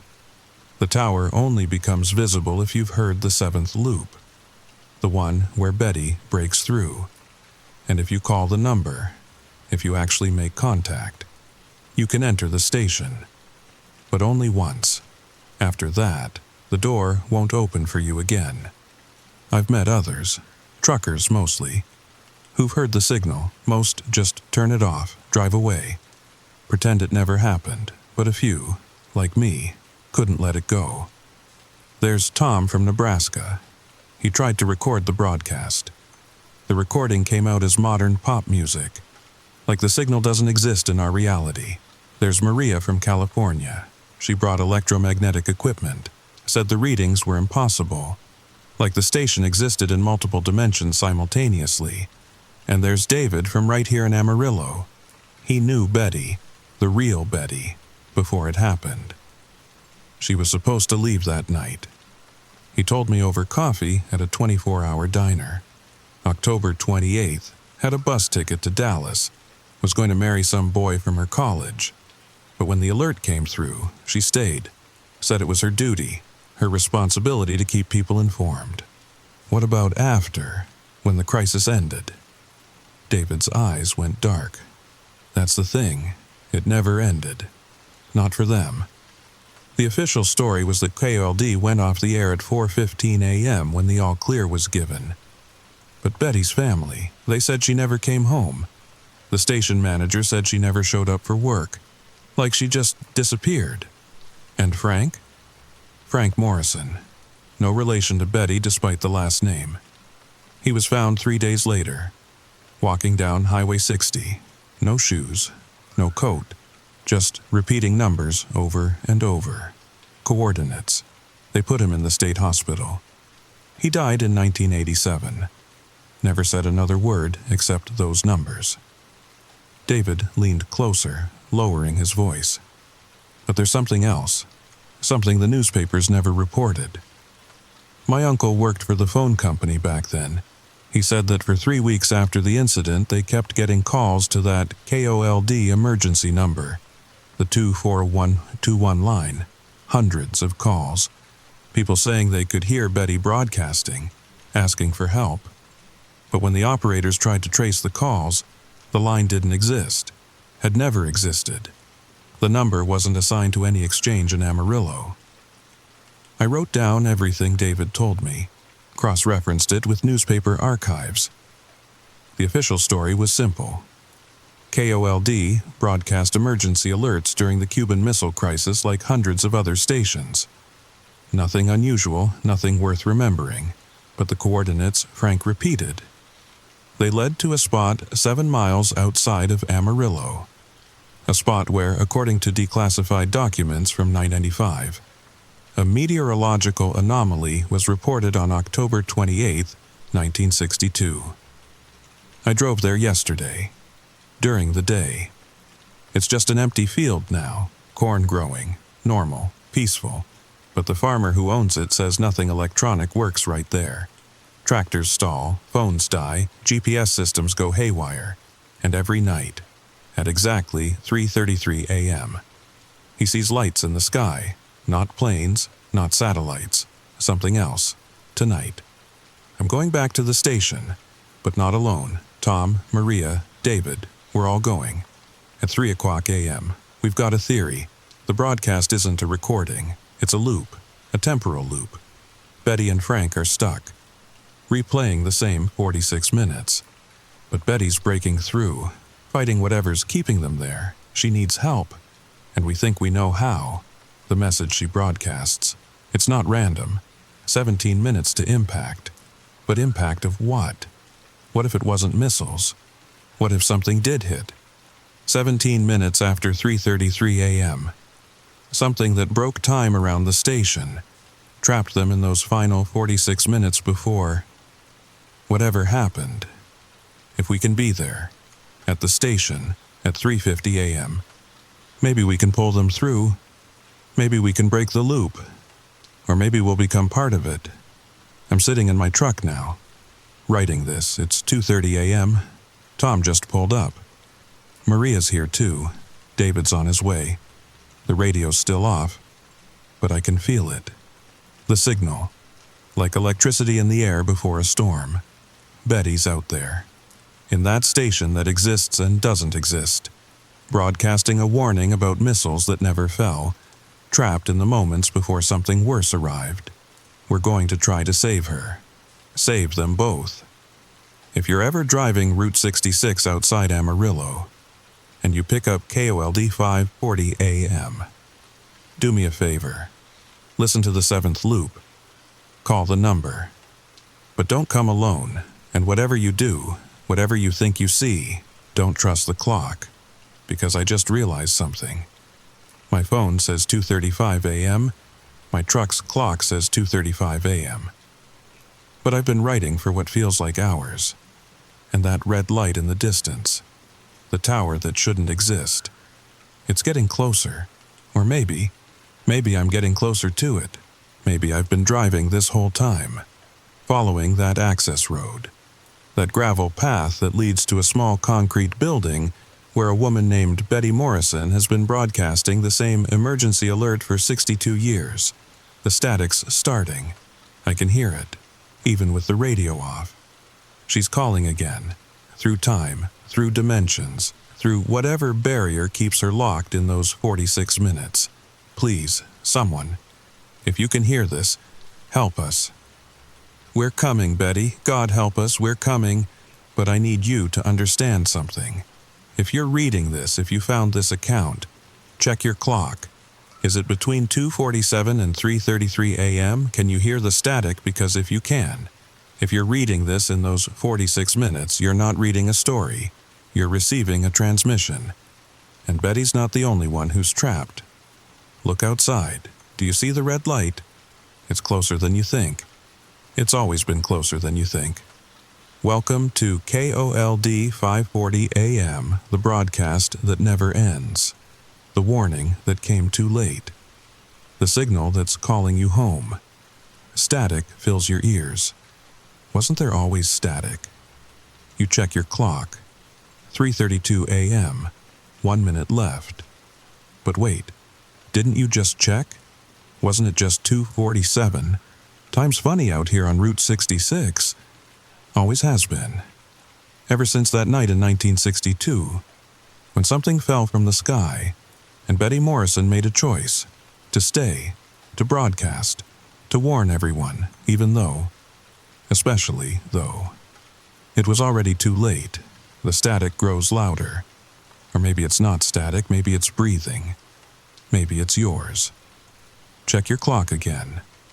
Still 3:32. It's always 3:32. Right before everything resets, right before. The phone rings. You should answer it. Betty's waiting. She's been waiting for 62 years.